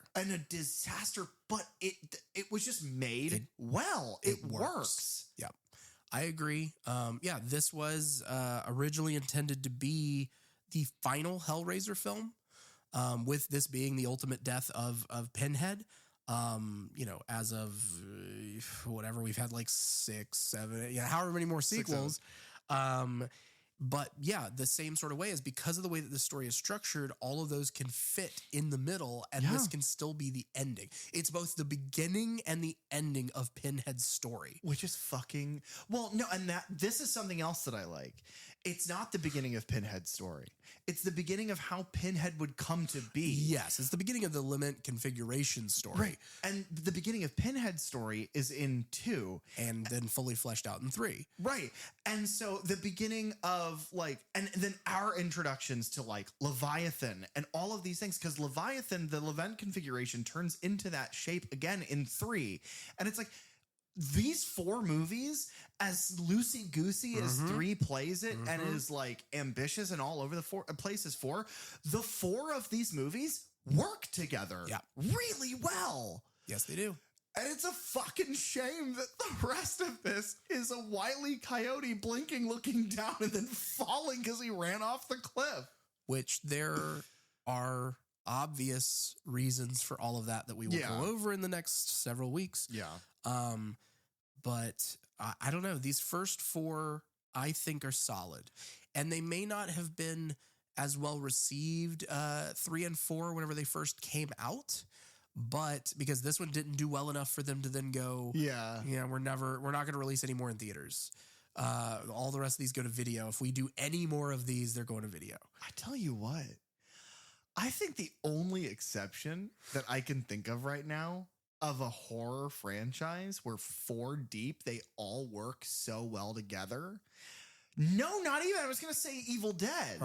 But the 4th one is so not synergistic with the first 3 because it is kind of a retelling. Yeah. I think this might be the tightest 4 movies in a row in a franchise we've ever discussed. Because like I would say Scream probably still fits there. Yeah, that's fair. Especially because those are all the same director as well as the same main cast. Yeah. I'd agree with that. I would say they're on par. Oh, yeah. Because the other thing I was going to say is that, you know, my mind immediately jumped to Nightmare. Nightmare, as far as contiguous storytelling, falls apart with 2 and then comes back to it with 3. And then Friday the 13th falls apart with 3 and comes back with 4. 3 is like a non-movie. Right. It's just things happening in a sequence. It's 3D filler. But this isn't filler at all. Yeah. This feels like, and it's the simplest thing in the world. You and I have talked about this so many times. When it comes to horror films, show, don't tell. Yeah. It's so important to do that because horror is a visual medium. It is something, even if it's red, it is the thing that is horrific is picturing it in your mind. It is seeing the fear. You have to experience it. And it's the little things. It's the twins turning into the Cenobite with the blue liquid. It's the Lament Configuration drawings as they advance over the time. It's the little bits of expositional dialogue, but that don't matter because you're seeing it happen. Yeah. Well, and it's the stylistic changes through all that because like the drawings of the configuration go from being on literal like parchment written with, you know, dipped quill to a computer screen to then fully realized in a space station within the universe of the movie, but then to the viewer's eyes, digital representations of like graphical, you know, special effects. Because the first Hellraiser movie is, and I think I said this during the review, it reminds me so much of Evil Dead. It's like the makeup looks good for the time that the film was shot in and the budget that it had, but it's latex and kind of painted blood, and you can tell those things. I just think that this is such a good, like, natural progression. I find it astonishing. Like, if I ever go to college, if I ever do what Charlie did and make an actual, like, academic career out of this and not just what you and I do, which is basically tug each other under the table. Yeah. I shouldn't have said that. No. Now people know. You'll just cut all this. It's fine. No, I'm going to keep it. Oh. I want them to know about us. To know the truth. I'm coming out with you, baby. Of beans and bacon. Beans and bacon, dude. We're beanie weenies. I don't sign off on that. Any other episode, I'd cut it there. We're Lubden guys. Alistair and I are Bucky boys. Right? You know? I haven't made it there yet. No, we'll go. You and I will go. But yeah, no, I like the different looks of the different eras in this movie. The lighting is different in all of them. Like in the, 1700s section, it is all very warm, firelit. Reds and oranges and tans. It feels like the paper that it's being drawn on. And then you have, your 90s set is very much closer to how it looked in Hellraiser 3. It's like steel, copper, gold, and marble. Yeah, but the color, the lighting is a lot more white, and it's a lot more, in a building, the type of lighting that would be in there, and then on the ship, it's like it's a futuristic thing, but it's also like dark and dank and like I don't know, Unitarian. I don't know what. Yeah, but it's well, and it's also explained that he has let the station just go to hell. Right. That he let everybody go back home. He sent them all away, and he's let the station fall into disrepair. So it gives you the excuse to make it visually like unsettling, kind of trashy. The lighting in the space station looks like the lighting of when the Cenobites show up. Mm-hmm. That sort of ethereal blue glow. That's how the whole set is lit. Yeah. Yeah. No. Let's cut this off at the pass. Do you recommend Hellraiser 4 Bloodline? I do. I very much do. I recommend all 4 of these first Hellraiser films. Mm-hmm. in differing levels, of course. But like, yeah, this one is I like this one more than 3. I think it's a more solid film than 3. I think it has, again, kind of some interesting ideas that are going on. I love the way that the story is told. I love the different timelines, the different time periods. I like the bookends and the narrator portion of it. I love the actor being used multiple times. Yeah. And not only our main actor, but, Angelique being the peasant girl. But then, it's like the demon then fills that skin. And so that's just who she takes on as a body. Well, and so it's like we've never seen, I guess, until the end, what Angelique actually looks like. And maybe even still, it's a representation that she now wears because she has that skin on. Yeah. It reminds me of Frank wearing Larry, which is an odd sentence. Yeah. Yeah. Do you recommend Hellraiser Bloodline? I do. I mentioned early on in this film franchise that I use this one as sort of like a litmus test to gauge, how many of the Hellraisers have you seen? And it's not about like how cool you are. It's about how willing you are to dive into the pile of shit. Right. Yeah. But this and talking about these in the way that we do has really given me a new perspective on these 4 specifically. I think that Clive Barker is brilliant. I think that the things he makes or the things that he oversees, the decisions that he's a part of, I think it's brilliant. I think these things worked together to stretch the bounds of what you could do to make serious storytelling because, and we've brought it up a dozen times, but Leprechaun in Space is ridiculous. It is insane. This is thematically similar. You're in space with a horror character. Yeah. It is bizarre. But the story that is told, you fit these 2 very different themes, but you're not having to smash them together. It's one begets the other, and they ping pong these sort of through lines next to each other. I think the performances are all great. Even the ones that are kind of hokey and silly are great. It was great to see not Meryl Streep again. That was a lot of fun. She is beautiful. And I wish there was more that she had done that I've seen. Yeah. As I've always stated, the person who writes Pinhead's dialogue constantly has to have like a fire blanket or an extinguisher because he just sets his paper on fire all the time. It's Doug Bradley is fucking incredible. Yeah, I recommend all 4 of these. I almost think that we should do the ranking order now because the rest of them are all going to be on the bottom. For the most part, yeah. I'd say we still save it to the end because I'm curious at the end of all of this where I think the Hulu one will stay.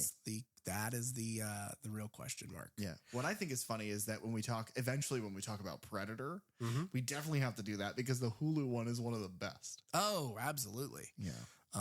Oh, dude, there's some similarities between the Predator and Pinhead. Horribly ugly faces. Oh, I assumedly sex creeps. Oh, because you think? Well, okay, so one of them is a predator in the sense that he hunts people, right? And then Pinhead is a predator because he's like a sexual predator because he's like a pervert, right? They both skin people and hang them up with like chains or ropes or whatever. And then I guess number 4 would be, oh my God. Yeah. Number 4 would be the Chatterer and the Predator make the same noise. Yeah. Kind of. Yeah. I hear it. Here, I'm going to. Thanks for tuning into the Third Channel podcast. Please, if you have the time, rate, review, and subscribe on Apple Podcasts, Spotify, or any of your favorite podcast apps. You can follow us on social media at Third Channel Podcast, and you can find me online at @DRosenberg. You can also reach out to us at thirdchannelpodcast@gmail.com, where we check every message we swear. Third Channel is hosted by PJ Minette and Derek Rosenberg. Theme song and audio engineering by Fly Guy Ty. The logo designed by Belle DeVelco. Episode artwork by Nathan Walkington. Keep it tuned right here to the Third Channel for all things horror. And remember, don't touch that dial.